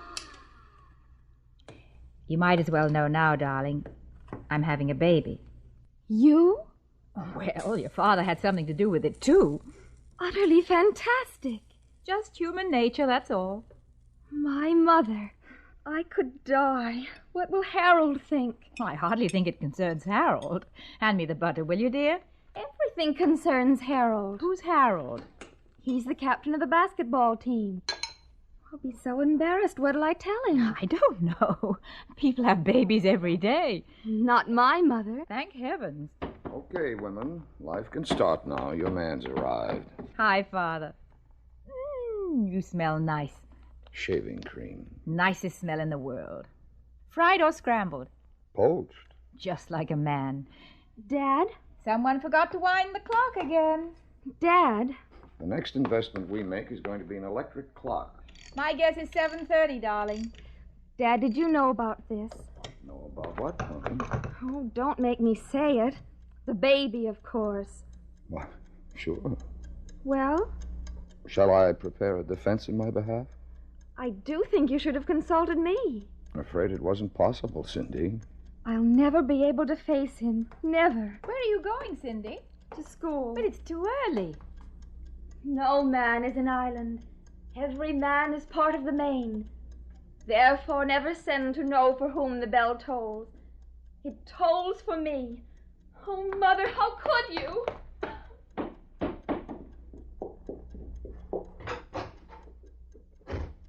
Hey, what gives with our progeny? She's at the quoting age, Larry. She'll get over it. She should practice what she quotes. No man is an island. I'm glad, aren't you? Couldn't be happier. Don't worry. She'll get over the first shock. Somehow when you're 17, it's hard to face reality. It's better to have it sneak up on you unaware. Wonderful life, wonderful day, wonderful woman. What more could a young man want? Maybe a poached egg? Cindy! I forgot my music.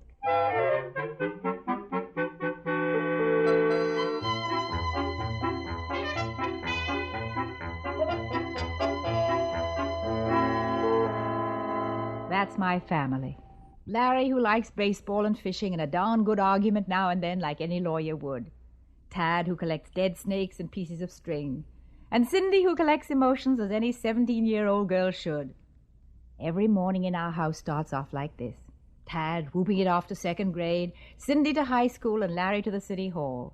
He had some law business with Mayor Lawrence today. The house was still and quiet now. I could take a deep breath, maybe have a second cup of coffee with the morning news.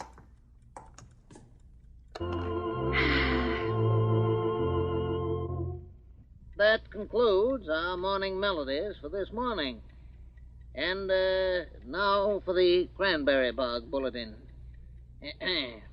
Friends, it's a beautiful day as far as cranberries are concerned. The weather couldn't be better in the bogs. No smudge pots needed today, no sir. Smudge pots. It's a simply beautiful day.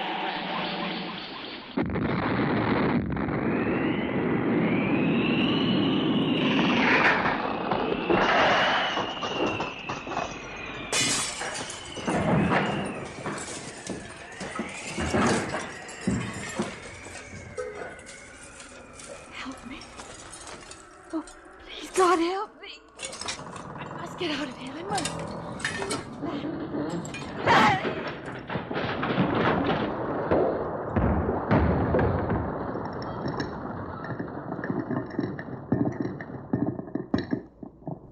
Temperature in the bogs is cool 57. Good cranberries. The crop should be delicate and hardy this season. Friends, remember. It was like a gigantic explosion. No one knew what happened that day, but they soon found out what hadn't happened. It wasn't a meteor. It was not an atomic explosion. Trains were ripped from their tracks, buses thrown to the side of the road like matchsticks, telephone wires broken, electric power severed, and the house at 317 Bright Street that needed a coat of paint had almost disappeared from the earth. The town of Munson was incommunicado, completely cut off from the rest of the world. What is your number, please? Operator. Hello, I will try it again. Chicago. Yes, Mr. Chicago, calling again. Operator. Operator! I've been cut off with Munson. I'm sorry, sir. I'll try to get them back for you. Clearwater. Yes, operator. Clearwater. TC to Center City. Center City. TC to Munson. Sorry, operator. All circuits to Munson are out of order. I'm unable to get your call through, sir. All circuits to Munson are out of order. No, what do you mean by that? It's important. You know who I am? I can't give you that information, sir. We'll keep trying to reach your party and advise. Supervisor. Operator in Center City reports all circuits to Munson. I lay in the rubble that had been my house. The front door was blown out. The windows were gone. Their frames stared out at me emptily, like the eye sockets of a skeleton. Little things loomed large. A glass of water on the sink, undisturbed. I was alive, I don't know why. Why had the glass of water been undisturbed? All thought, all due process of reason had gone with a big noise. I started to walk. Didn't know where I was going. Thought was too difficult. Maybe it was a dream. It would soon be over. Walk away from the dream. Slowly, but walk. Walk up Bright Street, across Bell Road. Walk, look. Pick your way among the bricks carefully. Little things. An orange rolling in the gutter. Chimneys standing, nothing else. A door swinging crazily on its hinges. A door leading to nowhere now. People passing. They're walking too. And they're silent. The steeple of St. Ambrose Church looms large ahead. Step over a dead cat. Walk toward town. Keep on walking. And then the cover was taken off silence and the noise began to seep through.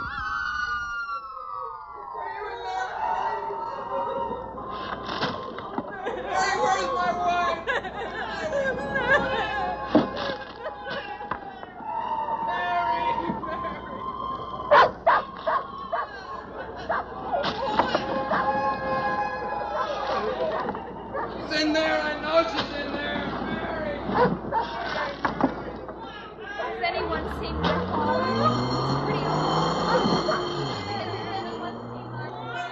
And with the brutal sound of a city in disaster came memory. Where was Tad? Cindy! Larry!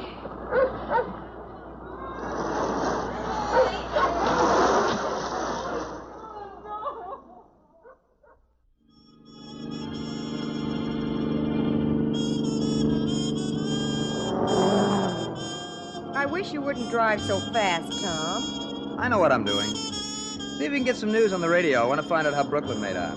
Okay. Well, looks like we're going to be in Chicago by 6 o'clock. Yes, if we don't get a ticket for speeding.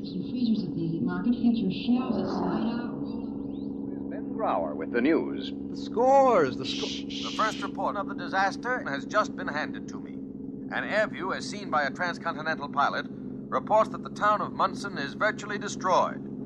Homes and city buildings seem as one great pile of plaster, stone, and wood. The water mains are broken, flooding the streets. Fires are broken out in scattered areas. The lack I wouldn't of like water to live supply there. multiplies this danger. The Army is sending troops in at once. The Red Cross has already established stations in the town. The origin of the disaster Listen is to that, still will you? not known. Listen. Quiet. It is verified, hear however, what you that talk. the explosion is not of atomic origin. Geneva.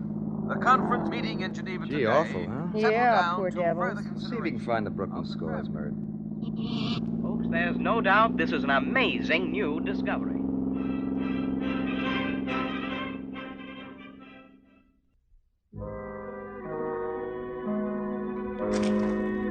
I pushed my way crazily through the rubble of the streets, past children too shocked to cry, old women haunted, eyes unseeing. I couldn't stop to help. Tad was at school, elementary school, not far. Turn right on Great Mansion Street, straight ahead. There is where it used to be. A mammoth pile of terracotta bricks, desks piled up like firewood, jagged slab of blackboard. And standing in front of the blackboard, over the rubbled kindergarten, a woman. Excuse me. Have you come to class? Can you tell me, please? Are you a teacher? Yes. Where are the children? I don't know. The second grade. I think they went on a nature hike this morning. Thank God. I was in here when it fell. I was pointing to the map. I was telling them an island is a body of land surrounded by water. Can I help you? I'm all right. An island is all alone. What are they looking for? For children like mine. Oh, yes. You're sure you're all right? Yes. I just remembered something. Yes? It was the third grade. Miss Thomas told me this morning the 3rd grade went on the nature hike. The 2nd grade's in there. Oh, no! Dad! Dig with your hand. The nail's gone. I can't even dig. Ma'am, this isn't any place for you. We're getting them out as fast as we can. He was in the 2nd grade. He's got freckles. The Red Cross has set up headquarters for missing persons over there in St. Ambrose's basement. Now, you go over there and tell them your boy's name. He's in there. I've got to find him. Ma'am, do you understand? He liked to fish. He was going fishing tonight with Larry. Here, ma'am. I'll take you over. I'm all right. Let me go. We'll be sure to find him, ma'am. Now, don't you worry, ma'am. We'll find him. Don't you worry. That just came in upstairs, but no beds. Have you got any mattresses? I see. How long ago did it happen, Mr. Van Damme? Well, this morning I went out to milk my cows, and then the noise came, and then the water. More water than I have seen in my 56 years. Well, sir, do you want to report a lost person? Yes, Cecil here can tell you about it. We play chess together every now and then, and Cecil here lived in that trailer camp out near the back 40. What happened to the trailers? Well, every last one of them smashed by the water. There are 14 trailers, 30 foot long, piled up along the tracks like firewood. Any casualties? Swept our trailer camp right up on the railroad embankment. Took all my books with it, including my complete set of the world's great thinkers. A pity. I was only halfway through Volume 1. Sorry, sir. You'll have to be more specific. There are others waiting. The woman behind you has been here for a very long time. Yeah, well, that water was high as a man. Last thing I saw was my haystack floating downstream with a chicken on top. It's a veritable torrent. What can a student of mankind do against the forces of nature? Please, ma'am. I'll be with you in just a minute. More water. Never seen anything like. Ma'am, please wait. I couldn't wait any longer. There wasn't time to wait. It was 3 o'clock. I had to find Tad. Cindy. Of course, Cindy. No, find Larry first. He'll know what to do. He can help. Walk across the bridge, past a tree. This is Lowell Thomas again. Eyewitness reports had begun to filter through from the stricken area surrounding the town of Munson, which was devastated early that morning by an undesignated explosion or force of nature. The town of approximately 5,000 inhabitants, located in the heart of the grain belt, had been leveled. The inhabitants were dazed, a situation similar to many disaster areas, but help was coming from all over. Not only the Army and the Red Cross, but from many other sources. It's getting dark. Across the street. That wall used to be the hardware store. That wall, and a man leaning against it. A man with Larry's shoulders. Larry! Hey, stay away from there. It's Larry! Larry! Please let me through. No, you can't. The wall! Larry! The wall's gone! Watch it! Get out of the way!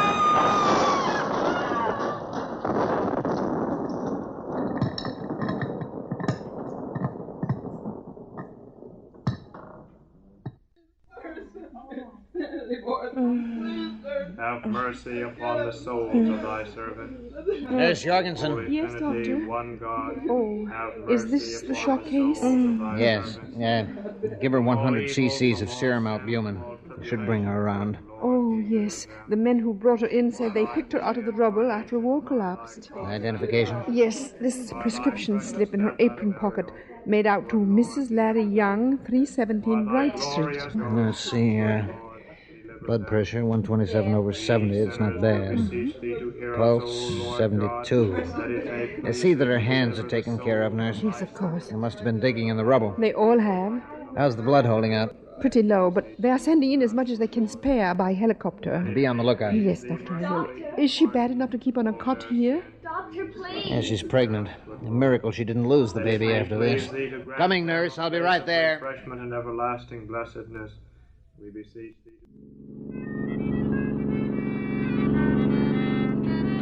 70 is too fast, Tom. I was going to make Chicago by dark, and I'm going to make Chicago by dark. Slow down, please. Now, here is a warning. Tom, please, slow down. Stay away from the disaster area unless you can be of assistance. It is extremely dangerous. Next newscast at 7 o'clock. I'm I'm sick of listening to that. What did you turn it off for? It's important. Some people don't only think of themselves. Tom, I told you. I know. Never gonna make Chicago by dark now.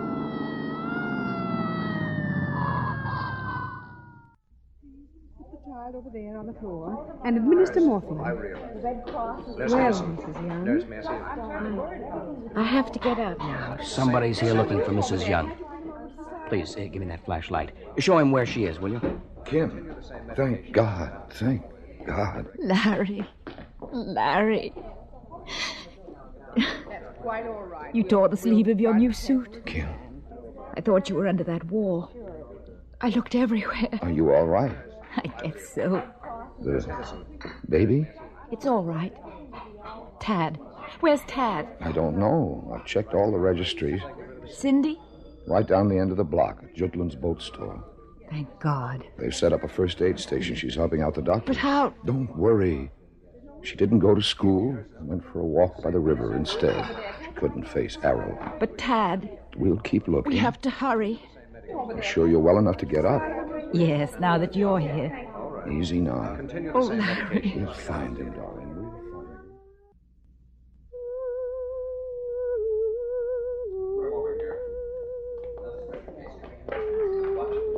See if you can't get some more plasma, please. We're running low.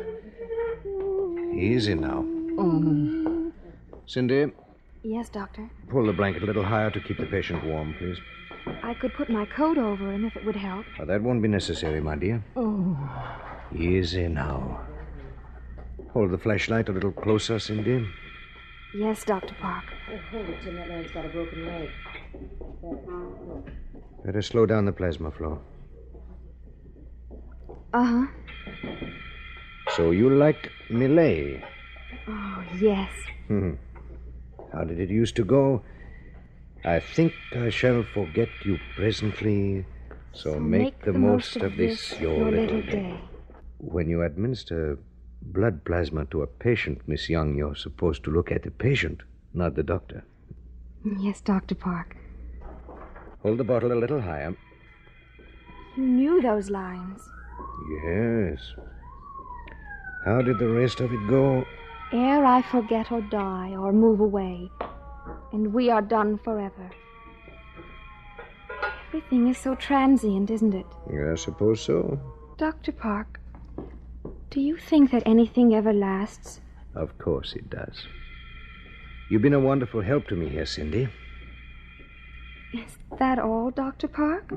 Don't you believe in Millet? Cindy, I think you'd better switch to another poet. Millet could get you in trouble. I'll be back in a moment. Take good care of the patient.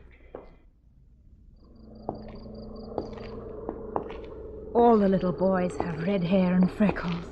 I checked at the church. No name. Oh, he wouldn't think of going there. He's too small to be sensible. So many people in town I've never seen before. Where do they come from? Don't know. They all wanted to help, even people you didn't know. Let's stop at Jutland's and pick up Cindy. Tad! There he is! Kim, no, it's not Tad. You call me, ma'am? I thought you were my son. Have you seen a boy just about your size? He had red hair and freckles. Have on a pair of jeans? Yes, he did. Had a fishing boat and a pair of worms and a homeless t-shirt right here? That's right. Name's Tad? Yes. Oh, he's still down the other end of the river. Oh. Us Bunker Hill boys went fishing. Oh, Tad. You should have seen his thing of fish. Where's your mother, son? I don't know. I'm just looking. Come on with us. We'll look together. We'll all look together.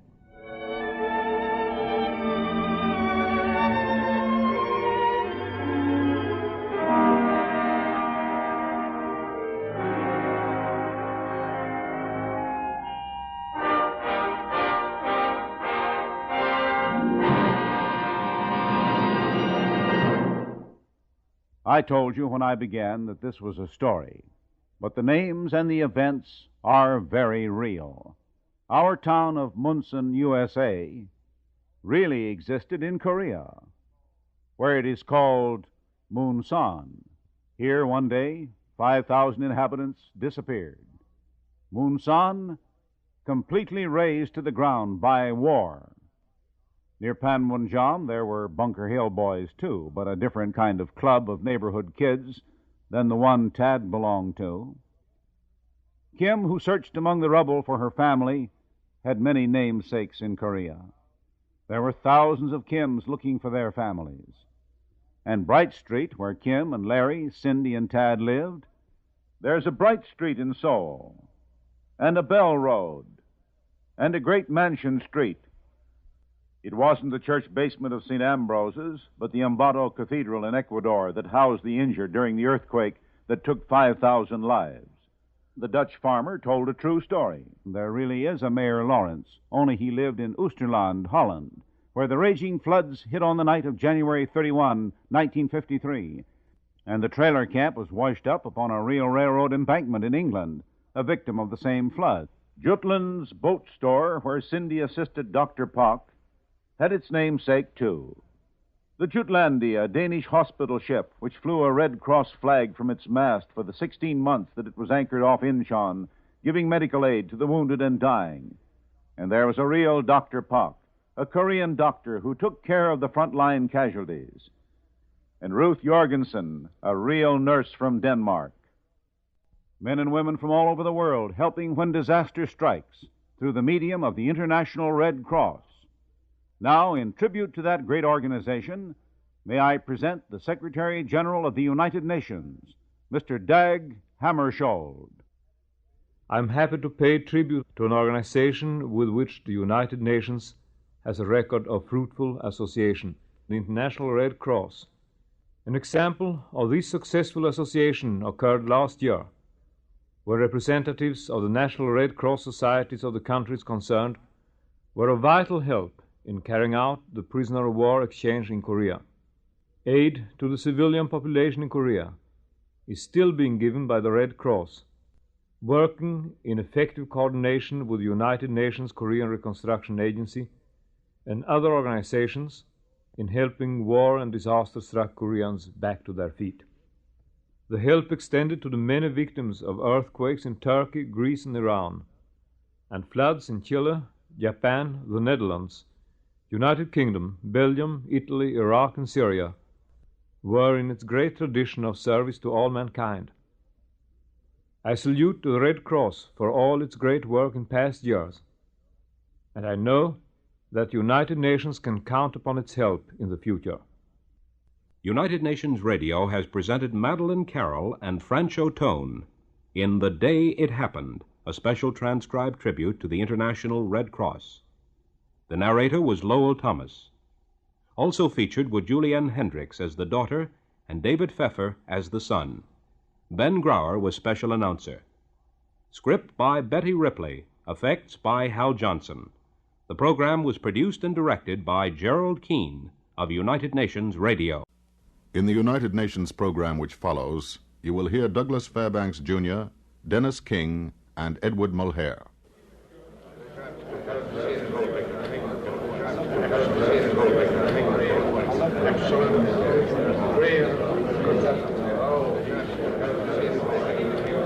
Ladies and gentlemen, silence please, and everybody rise. The court is now in session. The court of human reason, of conscience, of retrospect and prospect, the court of inquiry into a matter touching the question of life and death. Disarmament on Trial. United Nations Radio presents an inquiry into the problem of disarmament, its past, present, and future, its complexities, possibilities, and pressures. The judge is human responsibility. The issue is human fate. The jury is you. You are served notice to attend.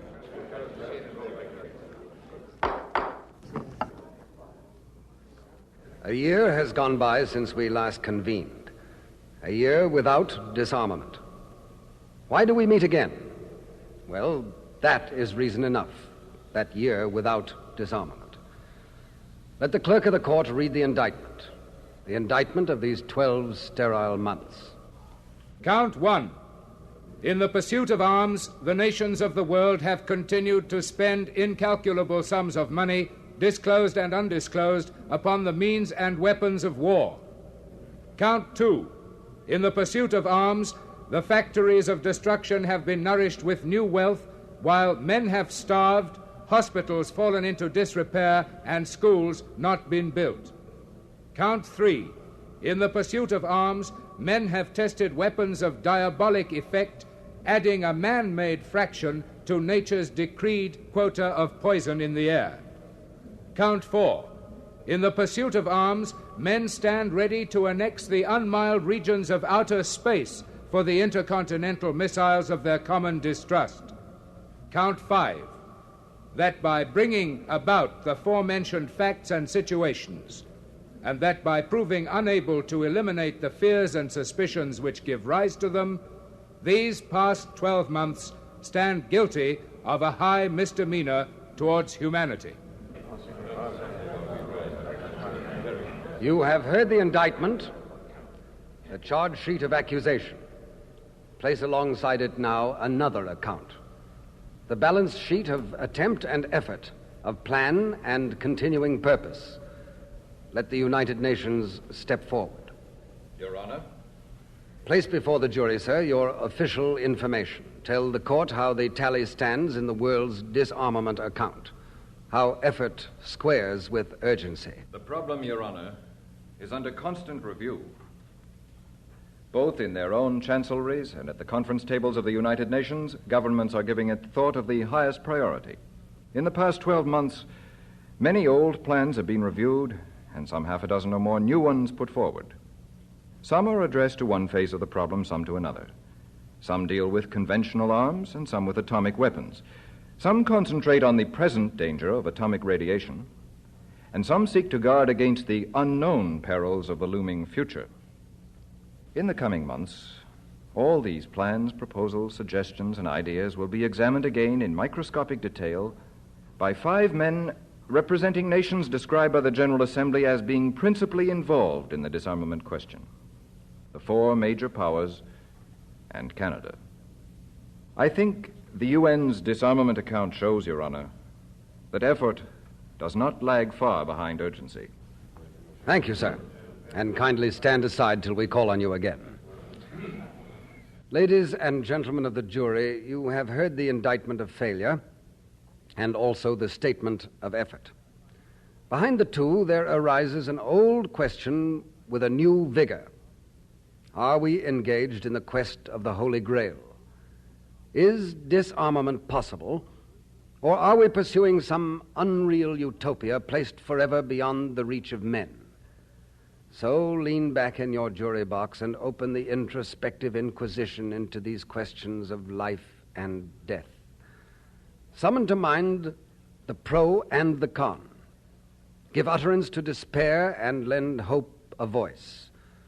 Bring forward the contesting counsels of dejection and perseverance. Hear both why we may not hope and why we must. Begin first with your darkest thoughts and give the voice of frustration the cue.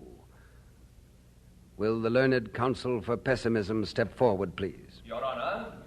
Are you prepared, sir, to present your side of the case? Prepared, Your Honor, though little preparation is necessary. My case speaks for itself. And the learned advocate for hope, is he also present and prepared? Present, sir, and also prepared. I bide my time. Good. Then will the first counsel please address the court? I think, sir, I can waive my opening oration and summon directly my first witness. History. History!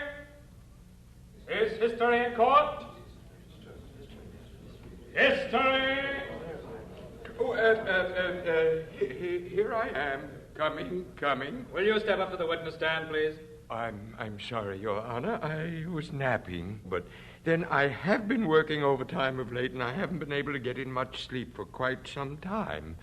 I am sorry. You swear to tell the truth, the whole truth, and nothing but the truth? Truth? The whole truth? Nothing but the truth? Well, to tell you the truth, Your Honor, I'm a little unhappy about this judicial formula. You see, I have been interpreted in so many different ways that I scarce know myself what it is that I have really been up to in my long and complicated years. The only truth I know is that there are many truths. I'm afraid I didn't quite get that remark. Could you repeat it, please? Forgive me, Your Honor, but I never repeat myself. Quite. Proceed, sir. Sir History, will you tell the court, sir, how long men have been in search of disarmament? Ever since they came out of the tree, sir, and started walking on their hind legs. And when was the first weapon used? When the first quarrel started. And how long ago was that? Oh, a very long time ago. In fact, so long ago that I do not have any clear recollection. Exercise your memory, sir, and tell us how men came to discover the use of weapons. Well, now, it would not be so much a matter of my memory, sir, as of retroactive imagination. And many would challenge it. Leave that to the jury, sir. Very well. In that event, I think that it was one of your ancestors. Forgive me, he didn't look very much like you. Thank you. Not at all. He was, to the best of my recollection, a Dryopithecus. A what? A Dryopithecus, Your Honor. Oh. A man-like creature that roamed the pristine forests of the Miocenic age hundreds of thousands of years ago. Quite so. And how did this pristine citizen discover the use of weapons? As I reconstruct the event, Your Honor, the Dryopithecus in question was walking, I can't think of a more appropriate phrase, walking along one day in search of food, or perhaps it was feminine company, or something, when he came across another Dryopithecus. Now, this other Dryopithecus had what the first one was looking for, and for a moment the two eyed each other, breathing heavily the while, and then one of them spied a stone lying near at hand. "Oh, he said, a stone." Well, it seems that a chain of cerebration followed this act of physical recognition. Perhaps the thought process of Dryopithecus ran something like this. The stone is hard, and that dirty Dryopithecus is soft. Now let me pick up hard stone and throw it at dirty, soft Dryopithecus. That will hurt him, and he will yell. Well, the reasoning was impeccable. It did hurt, and he did yell.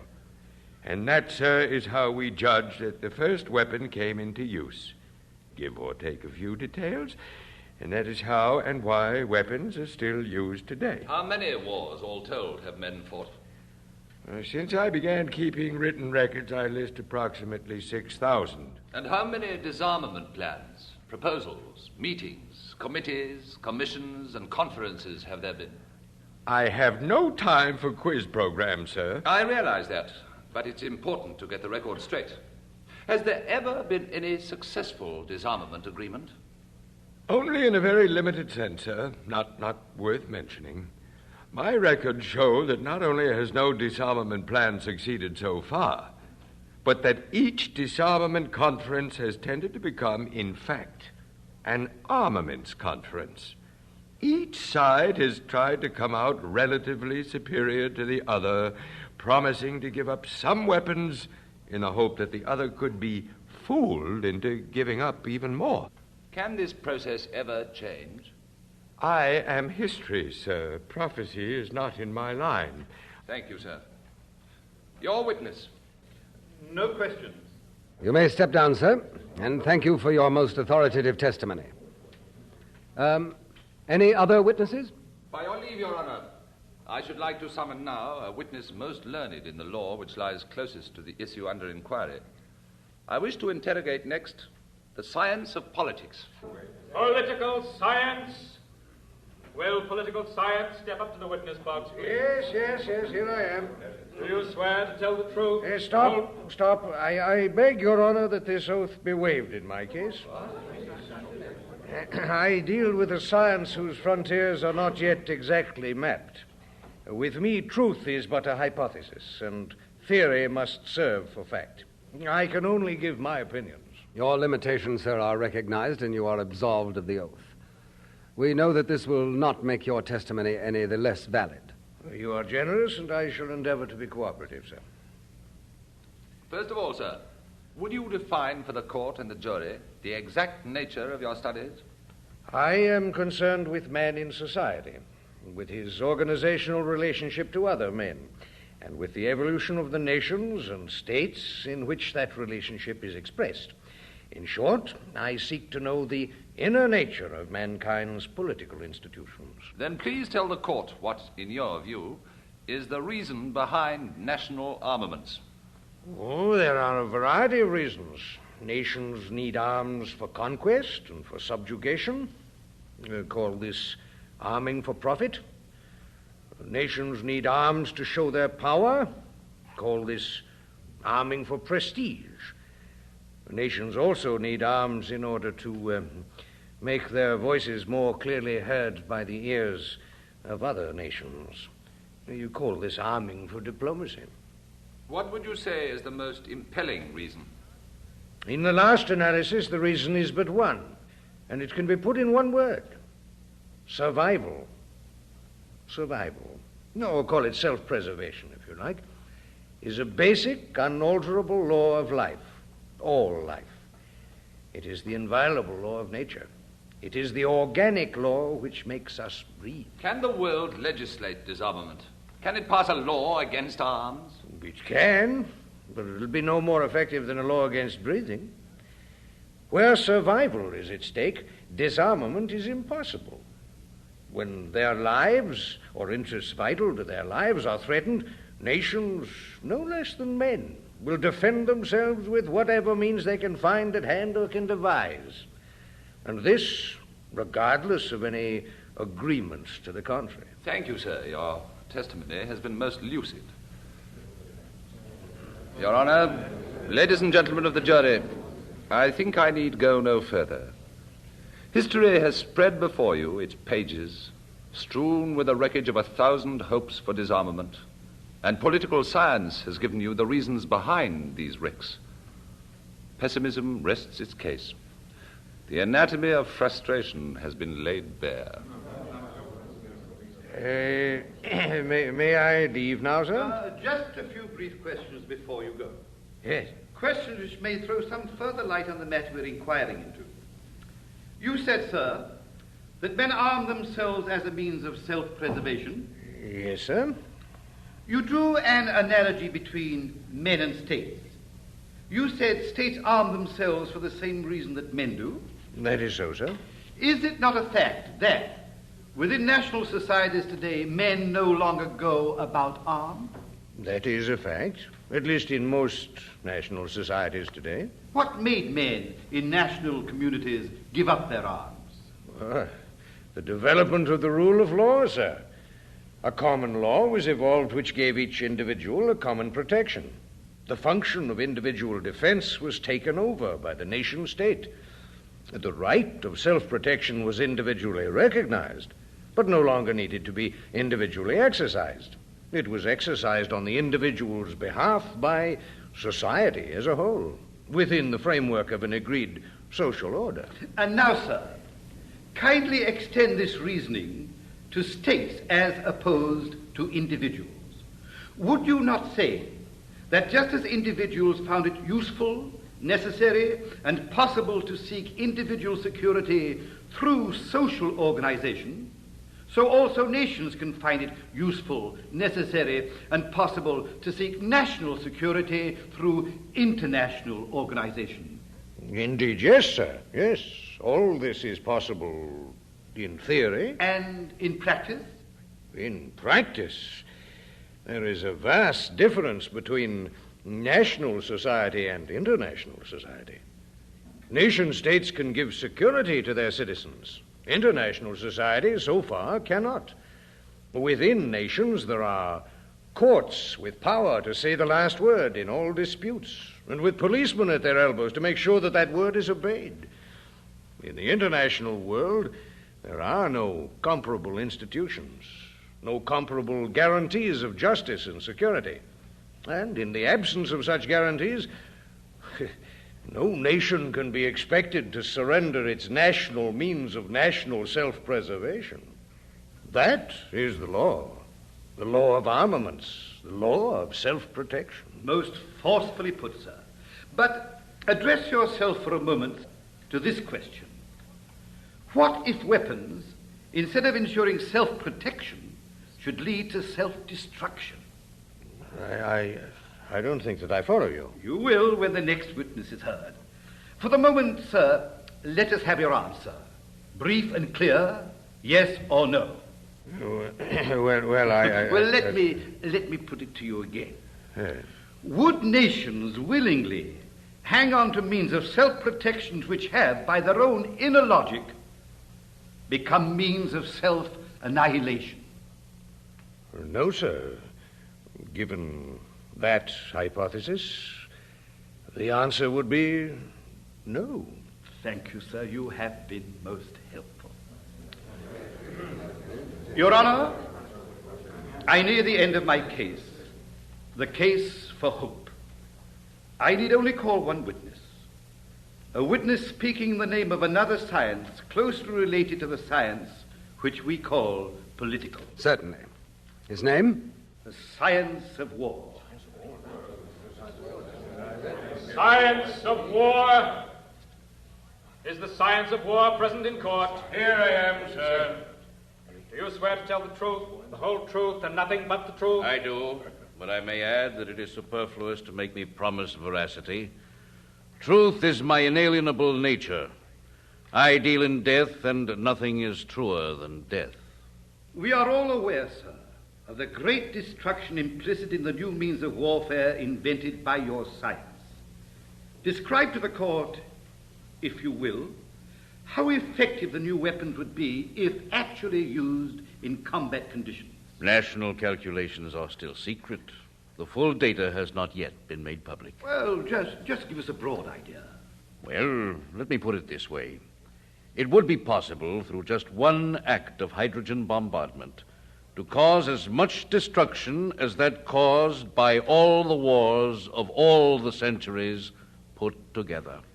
Would you say that this fact has added a new dimension to war and altered its political significance? Not only has it given war a new dimension, but it has radically altered its inner nature.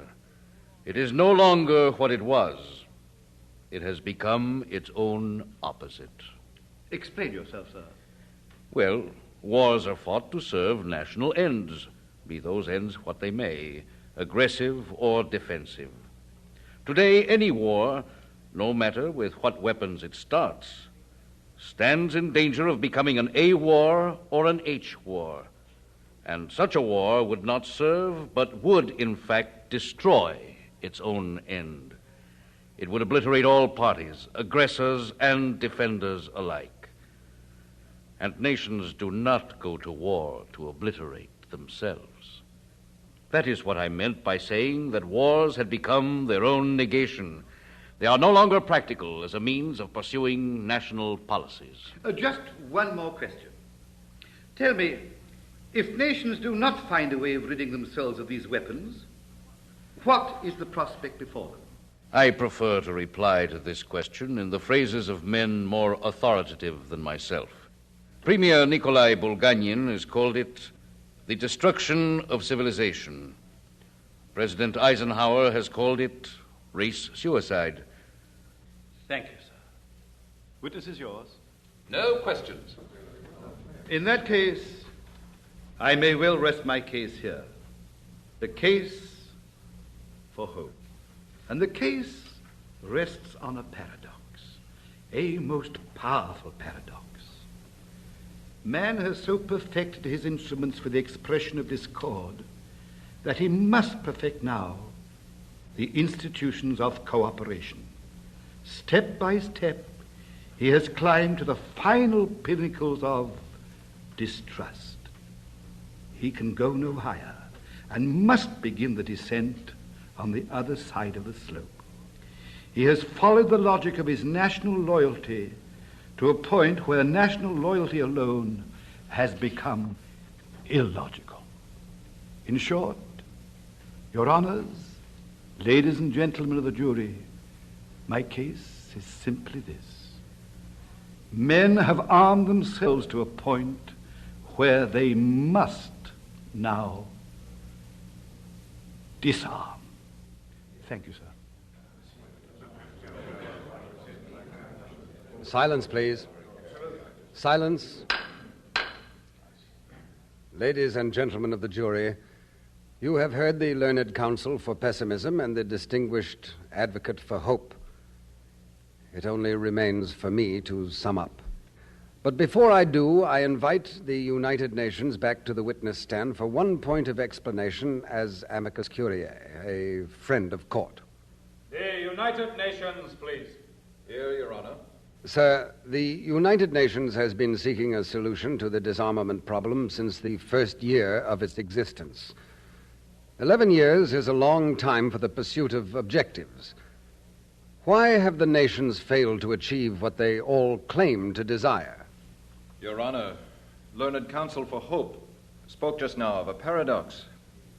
The reason for our failure, at least today, lies also in that paradox. The very fact of a possible total destruction, which makes disarmament necessary, also makes it difficult. The very fact which makes modern weapons of war useless as weapons of war makes them at the same time indispensable as weapons of retaliation. Could you elucidate that line of reasoning, sir? The thought, Your Honor, is simple. No nation possessing such weapons can afford not to go on possessing them, as long as other nations that are unfriendly possess them also. The thought, as you say, is simple. But isn't the answer just as simple? Why can't all nations, friendly and unfriendly, disarm simultaneously? That, sir, is the point where simplicity ends. It is agreed by all that we've reached the point of technological advance where any nation, having the required industrial know-how and facilities, can manufacture thermonuclear weapons at will. It is also agreed by all that it's possible to carry on such manufacture in a clandestine way in violation of agreements. And finally, it's also agreed by all that as yet no scientific means exist to detect such clandestine violations. There's your dilemma. Weapons have become so destructive that only a few, a mere handful, could spell disaster. And since only a few could do this, no nation can afford to leave any undetected in unfriendly hands. Would you say, then, the problem is insoluble? No, sir. No problem is insoluble. Or put it another way, no problem is ever really and finally solved in itself. It merely flows along with life and merges into other problems and acquires other shapes as life creates new settings around it. It is in this fact that our principal hope lies. Once again, sir, I have to ask you to explain. Gladly. Take the disarmament debates in the UN. To the public eye, the deadlock has appeared to be immovable, final, and static. In reality, however, there's been much give and take, much movement, much shifting of positions as the facts of the external world have shifted. Where do matters rest today? I think, sir, I can say that there's a fuller and a more general realization that the problem of disarmament is but one aspect of the whole complex of international life. Consequently, the tendency today is to seek not one dramatic act of comprehensive agreement on this one front, but to push forward, no matter how slowly and painfully, on all related fronts simultaneously. A little agreement on disarmament here, making easier a little lessening of political tension there. A little lessening of this tension in turn opening the way perhaps to yet another step forward to disarmament. You believe this method will serve? It must, Your Honor, because it's the only method which the facts of life make available to us. In the last analysis, disarmament is a question of organizing security for all. And security for all can only be organized by organizing a world order for all.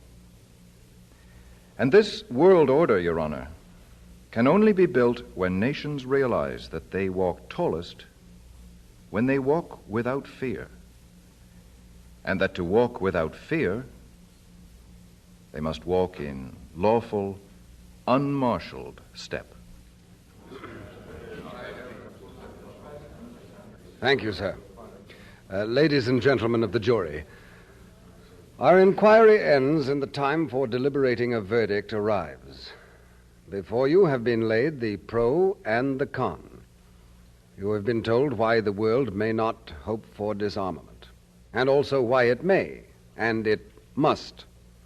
You have heard of the logic of history which leads men to nation-states, and you have heard of the political logic which leads these nation-states to arms. But then you have heard of yet another logic, the logic which burns with the fire of doom behind the unrepressed symbols of the nuclear algebra, the A, the H, the ICBM of total catastrophe. Is disarmament among sovereign nations a foregone failure?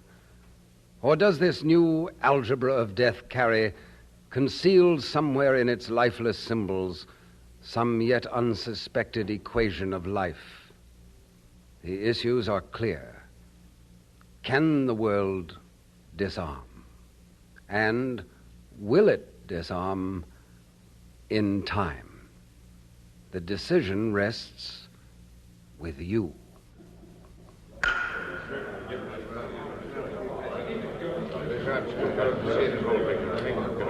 Disarmament on Trial.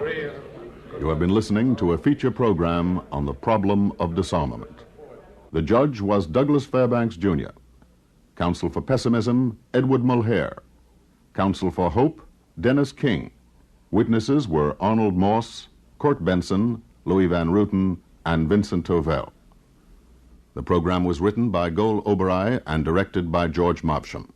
Produced in the studios of United Nations Radio in New York. Ladies and gentlemen, what follows is a United Nations radio program. We begin it with a parlor game. It's called Find the Definition. I give you a word, you define it. You, sir, you first. Define pseudonymously. Too hard. Give up. Well, here's another then. Flower. Flower? Has petals. Feeds on manure if it can.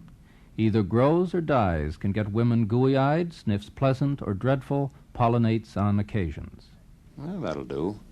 Next. Refugee. Different from other people. Lives in camps, has had to leave his country, has no nationality, wants to get a passport. Right? Well, not quite. There are grains of truth in that heap of words, but the heap itself is formless, incomplete, and so wrong. Try again. May I try this one? Go ahead, sir. A refugee.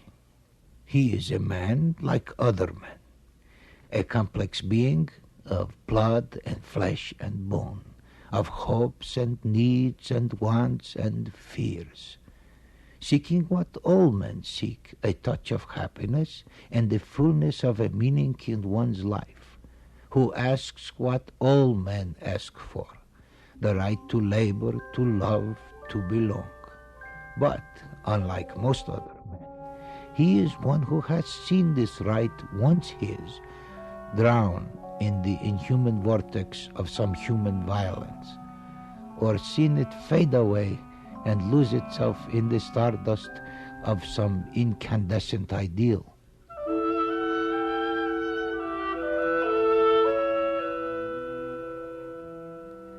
A refugee is a man who stands beyond the borders of his birth, and in most cases he stands empty-handed and alone. With the world he once knew in ruins behind him, he bends his eyes now toward new horizons of help and hope, asking for a new heart, a new start for an old. United Nations Radio presents New Hearts for Old. 11 years ago, the General Assembly of the United Nations proclaimed a Universal Declaration of Human Rights. This year, that declaration has a marked and specific application to large groups of people in all parts of the earth who have been defined as refugees. The narrator is Charlton Heston.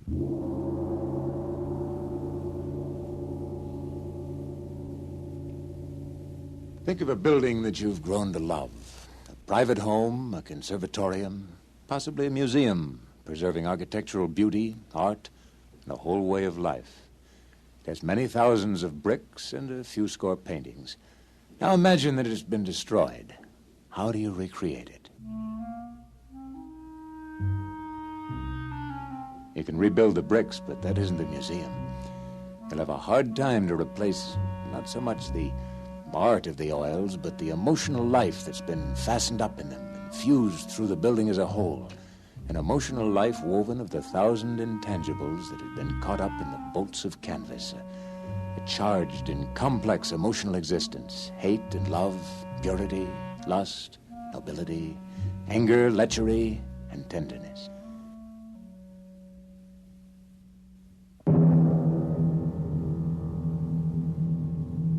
We've tended to think of the protection and preservation of human life too much, perhaps, in terms of the physical aspects. We've become obsessed with the desire to avoid physical destruction, and our pities too often focus too sharply on the plight of the individual living in the violent atmosphere of war, of the sentry on duty in a quiet night who doesn't hear the heavy grunting of the machine gun that sends its 2-ounce drums of steel and lead to crash against his rib cage, making knots of nerves and tendons, knifing splintered strands of bone and lung into a leaping, dying heart.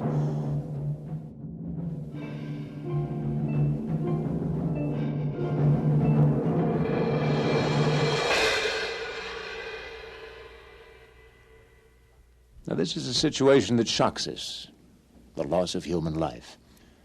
But there are other ruthless deprivations that the human spirit can suffer that are just as shocking. And yet, when these occur, we do not cry out against them with the same explosive force. Have you ever tried to picture an existence that knows nothing of Article 23 of the Universal Declaration of Human Rights? Everyone has the right to work, to free choice of employment, to just and favorable conditions of work, and to protection against unemployment. It isn't, of course, only refugees who have been denied the right to work. Have you ever looked closely at the face and eyes of an unemployed man? Have you sensed through the eyes the reiterant pulsings somewhere in the back of the brain?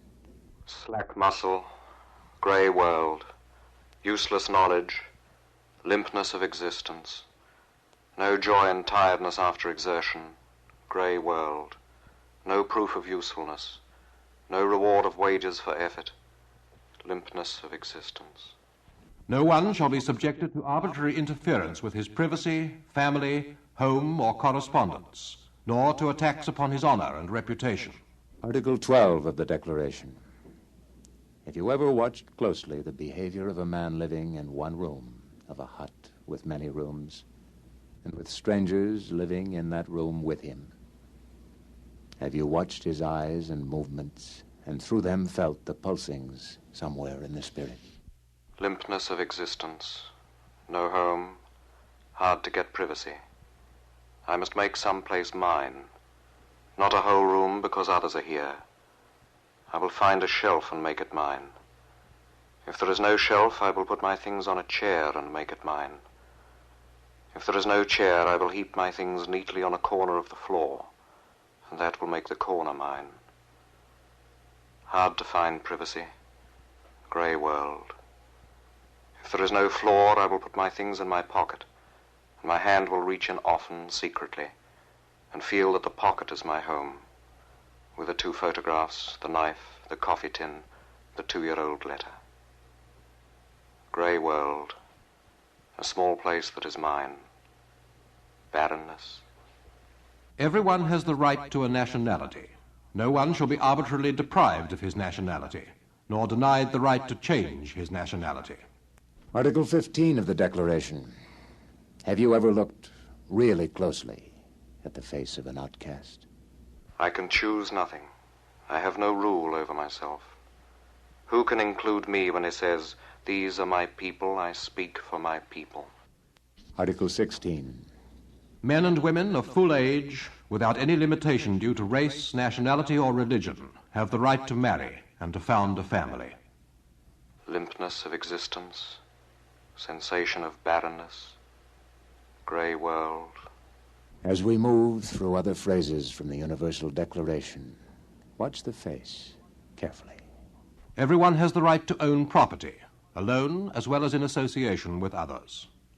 Everyone has the right to freedom of opinion and expression. Everyone has the right to rest and leisure, including reasonable limitation of working hours. And periodic holidays. With pay. Everyone has the right freely to participate in the cultural life of the community. Shall we go on reading what must sound to a refugee's ears as something close to mockery? In the specific application of human rights to the cold, confined, camp or barracks existence of the refugee, we should certainly turn to Article 29. Everyone has duties to the community, in which alone the free and full development of his personality is possible. This very likely would be the greatest gift we could present to the refugee. Duties to the community. Ties of the family, of work, social gatherings, of emotional fulfillment in music and friendships and possessions. The multiple bonds essential for the full and free development of a personality. If we allow these ties, these moorings to be cut through, shorn away, not replaced, then we allow destructive blasts to crash against the rib cage of the mind, knotting up desires and needs, knifing splintered strands of hope and longing into a despairing, dying spirit.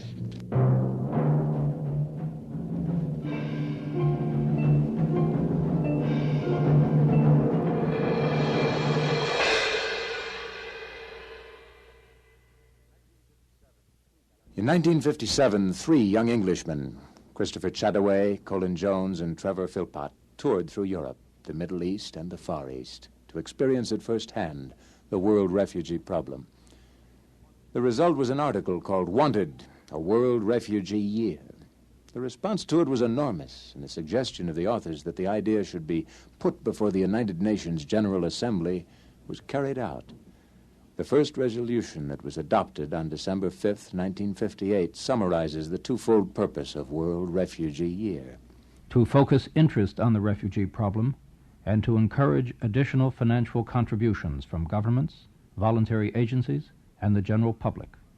Keeping in mind what must be rebuilt into the existence of a refugee, we shall listen to the conversation of 3 refugee families, chosen arbitrarily from the people who've been resettled in Australia, England, and the United States. This, first, is the Australian family, interviewed in Sydney by Mr. Keith Smith. 2 minutes ago, I walked into a villa in Pennant Hills, an outer suburb of Sydney. Now, if I'd been just passing, I would have stopped and looked at the house, I'm sure I would have, because it was a different kind of house. Every bit of it was obviously handmade. With me are the tenants, Mr. and Mrs. Conrad Pules, 2 of the 1.5 million migrants who have now become an important part of Australia. And here is their story. Mrs. Pules, let's start off this way. Tell me, when did you and your husband first come to Australia? We came in 1948 from Germany, and we came as single because the first transports to Australia were for single people. And then when we came out, the first week we were married in the migrant center in Bathurst. I see. And did you both bring trades or professions to Australia with you? Yes, I was professional singer. Of course, I couldn't do it first here, but I worked like domestic, and I learned the English language. Mr. Pules, tell us, how much money did you bring to Australia with you for yourself and your future wife? We were one from the lucky migrants who had the money with us. We had 1 real Australian pound bought in black market in Germany. That's not a lot of money by anybody's standards. What did you do with your £1 when you landed in Australia? Oh, we were quite hungry to get some fruit and sweets because they were always short like a fat stew in Germany. Oh, yes. And where did you... And when you landed in Australia, where did you go? To a hostel, no doubt, We went to Bathurst, the migrant center, and my husband was very lucky enough. He got a job as songwriter the first week we arrived, but I couldn't get straight away a job, and later on I was on domestic duties and never lost my humor. When sometimes the manager of the camp asked me how I felt, I said, I feel very wonderful. I feel like just on the stage. I think it's very wise not to lose the humor. The humor is the most important thing in the life. They came alone, of course, and with the money only for a few bags of sweets and fruit. The typical barren beginning, the initial working capital, a sense of humor, and the roof of a small room in a hut. The second of these refugee families was taken to England. Audrey Russell of the BBC talks with the Zuha family in Hertfordshire, just north of London. Let me first introduce the father of the family. It's Mr. Stefan Zohar, who now works in a flour mill in Hitchin. Previously, before the war, he was a hotel proprietor. Briefly, his history is this. In 1941, he was put in prison for working against the Germans. His wife died just before the end of the war, but even at the end of the war, it wasn't the end of his sufferings, because after a number of complications and great difficulties, eventually he moved to Trieste, where he was given refugee status. And he spent 3 years with his son and his daughter-in-law, who I'm happy to say are here, also sitting at the microphone, 3 years in the Opacina refugee camp. Well, now, Mr. Zohar, this is the moment when you take over the story. Can you tell us, when did you first apply to come to Britain? I have written in the newspaper that British Parliament has got 700 visa to come in this country. And I had application to British Council for Aid to Refugees, and they promised me to do all they can. Mm-hmm. And after a fortnight, I got the answer, and in 9 months' time, we are here in this country. Well, that wasn't too long a wait, was it, compared to some people? But you were 3 years in the camp. Now, let's have a word with your son, Mr. Carlo. What was the camp like? Every camp is the same, I think. That's my opinion. I don't know. When we got in camp, that was terrible. First impression was, I think, terrible for me, because I was used to live in nice house and with nice rooms and so on. And where we got in big camp with about 800 or 900 people crowded in barracks, which was about 20 yards long and 2-3 yards wide. Used to live about 20 to 30 people inside. So I wasn't very pleased, but we just had to stay till we got here in England. Well, now, what happened to you when you first got to Britain? When we first got into Britain, we had everything. We must thank that to British Aid for Refugees, because they provide us with everything from the beginning. We had flat in the house, which was waiting ready for us. We just moved in. And in house itself, everything was furnished. Even food for 2 weeks was prepared. Again, the barren background of camp existence, where even hope can be a dangerous emotion. The third refugee family was found in New York. UN radio correspondent Jeff Sparks meets the Shanovs. And would you kindly tell us your name? My name is Walter Shanov. Walter Shanov, S-H-A-N-O-V? That's correct. In the course of the Second World War, Mr. Shanov, along with thousands of others, found himself in a camp. This was a refugee camp? That's correct. And who ran the camp? Well, at that time, during the war, of course, the Nazis ran the camps. Oh, I see. First, you were actually a Nazi prisoner. Well, it was a so-called labor camps. Mm-hmm. Well, it's not... I was like a forced labor to work for German industry. Yes. And that is a part of the story that I imagine you'd sooner forget. Well, I hope so. A few minutes later, Mr. Walter Shanov made a rather profound comment. Since 1945 to 1951 is my case, no matter how I live in the camp, but I still enjoyed some sort of help through the United Nations and United States and other countries. I think that was a most important human relationship since centuries, because I don't think that would be possible to happen 100 years ago. To foster this relationship is one of the prime purposes of World Refugee Year. No one must be forgotten, and no one must be allowed to live with the thought that he's forgotten. It's not only material help that refugees need. They're in urgent need of a new heart. The major part of refugee endeavor ends with the landing of the refugee on another shore where he can work for his own resettlement. The greatest barrier that the refugee faces is that of the border of nations. Before he's accepted, he's helpless. After acceptance, he can help to help himself. For many, of course, the main barrier at this stage is language. This is Mrs. Piules in Sydney. Of course, everything was new to you at the time, even those country towns you mentioned. Yes, it was very new, and I would never forget one day when we were in Orange and some of the ladies wanted to talk to me. I couldn't understand a word because I talked too fast, and my English wasn't good enough to understand. Language is the barrier to friendships. For Mr. Piules, language is a barrier to work. The Piules, was it very hard to apply your particular trade in Australia among strangers who spoke a different tongue? The English language wasn't, well, from beginning was hard, but we learned quite hard, and after 1 year we were quite able to speak enough and understand enough English for everyday use. Must have been some rather odd words. Some of those odd words Australian tradesmen use. There were quite a few. We won't go into those. Inevitably, the new warmth comes to the refugee. He has friends again.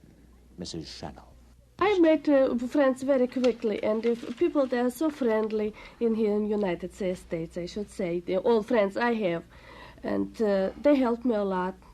I remember the case when I was starting for my citizenship. My friends in the hospital when I worked, they was telling me all the history of the United States. They was helping me with all kind of questions, and I am very, very grateful. And this is Mrs. Zohar in England. Now, Mrs. Zohar, I think I should have said earlier on that there's been an addition to the family. Did you have her in the hospital? Yes, I did have a little girl in hospital, in Hitchin Maternity Hospital. And I was very pleased there, and they was looking very good after me. And in Sydney, Australia? We were only for 8 months in the migrant center when we came one day to Sydney, and we were invited in Pennant Hills to a friend's place, and we liked Pennant Hills so much that we always dreamed to get a nice block of land in Pennant Hills. Did you have the money behind you by that time to purchase the block of land? Really not. We had only half of it, but we have a very nice Australian friend who said, if you are in difficulties, we will always help you. So she lent the money to us, and we could get the block of land, which we liked very much. The refugee needs the help of friends, but he also needs the emotional satisfaction of having them in his life. It's interesting, for instance, to hear the reaction of Mrs. Piules at the moment when she received a telegram stating that her 80-year-old mother had been given permission to come to Australia. Mother and daughter had not seen each other for 16 years. What an exciting moment. And what did you do? I didn't know what to do because it was too much for me, and I thought I had to run to the next door people. The next door people.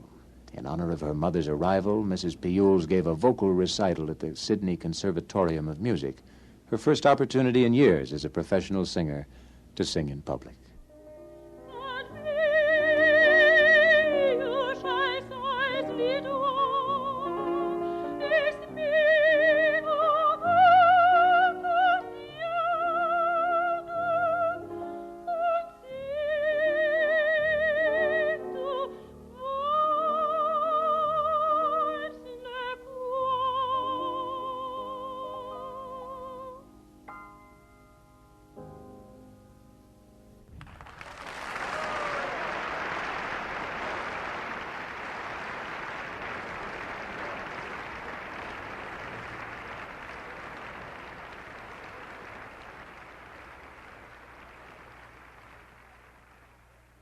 And there's newfound warmth in Hertfordshire, England, too. You know many English people? Oh, yes, we do. Especially I. Why especially father? I don't know. I always laugh when my fathers come home. He always said, oh, I have this, you know, our gossips are, I have this or that. I says, how you know this? And he says, oh, I know this old woman, you know, around. What does he? The dignity of work, the reward of wages, the contribution to a community, these expand the dimensions of a new heart. In the bleakness of a DP camp, Walter Shanov studied electronics. Then he could see no way of putting his knowledge to use. I learned a great deal about my subject, my favorite subject. Now, your work today is electronics? Yes. I am a senior electronic technician. So you are professionally contented? Yes. I am building prototypes. I am help to design and build the old prototype. In other words, you are engaged today in a work that you enjoy doing. Oh, yes. I love it very much. I consider it fascinating field, and it's very interesting. Happiness in work provides many of the mooring ropes that meet the urgent human need to belong somewhere, to belong. Are you going to assume British nationality if you can? Oh yes, we are going after full 5 years' time. When we're staying here in England, we have a right to apply for. Yes, and I think it's 7 years, isn't it, Mr. Zohar? So I am told. So you've got just another 2 years. Duties to the community, eagerly embraced, even the privilege of paying tax. When I came in this country, I didn't have a penny. As a matter of fact, Travelers Aid owned me. I borrowed from Travelers Aid, I think, $2 to pay for taxi. Is that a fact? Yeah.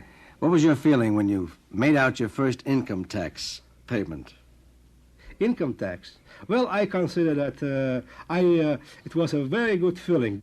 And the Piuls family, too, wanting to be a part of a society. Keith Smith asked them, You and your wife are naturalized, Mr. Peel?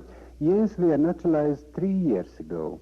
Well, you belong to us, and frankly, Australia belongs to you today, doesn't it? Yes, and we are quite happy to be here and to feel that we belong somewhere. For everyone, but for the refugee in particular, only the weaving of these emotional ties can lead to contentment. Jeff Sparks remarked to the Chanov family. Do you think that Shakespeare was right when he said, "My crown is called content, kings can have no more"? Well, maybe he was right. What do you think, Mr. Chanov? Yeah, I think so. And Audrey Russell observed in England. They've settled down, they all got jobs, and as far as I can see, largely through their own efforts and their initiative and their courage, they've made good here, and they're well established in the community.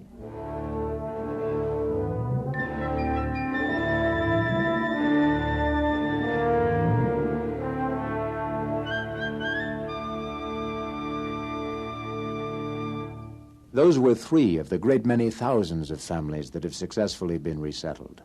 But the energies that have constructed the impetus of World Refugee Year are concerned with the vast numbers of people whose world is still a gray one. This huge task has been outlined by the Director of Information for World Refugee Year.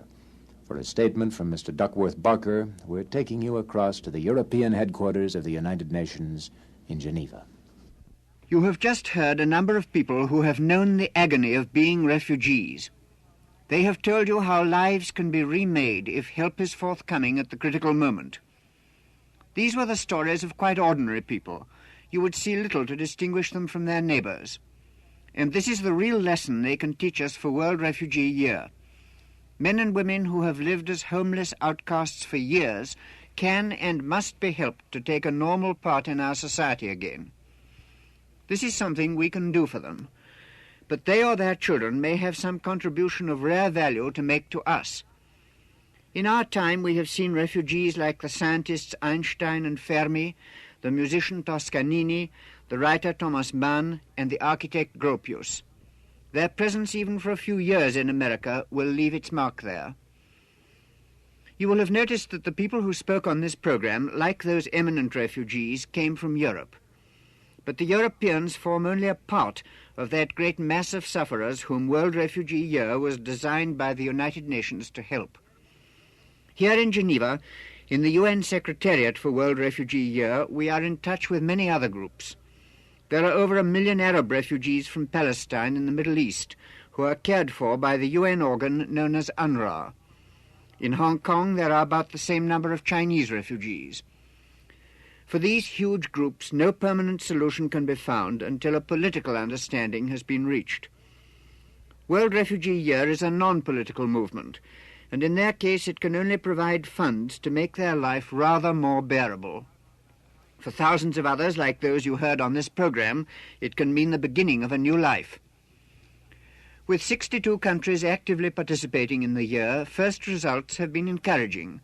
One small state, New Zealand, reached its year-long target of funds to be raised in a matter of days and has gone on to higher goals. But we cannot yet speak of World Refugee Year as a success. Still more help will be required from governments, voluntary organizations, and individuals. Our thoughts today are on human rights. World Refugee Year is almost half over. These contemporaries of ours need one very elementary right which does not even appear in the Universal Declaration of Human Rights: a friend.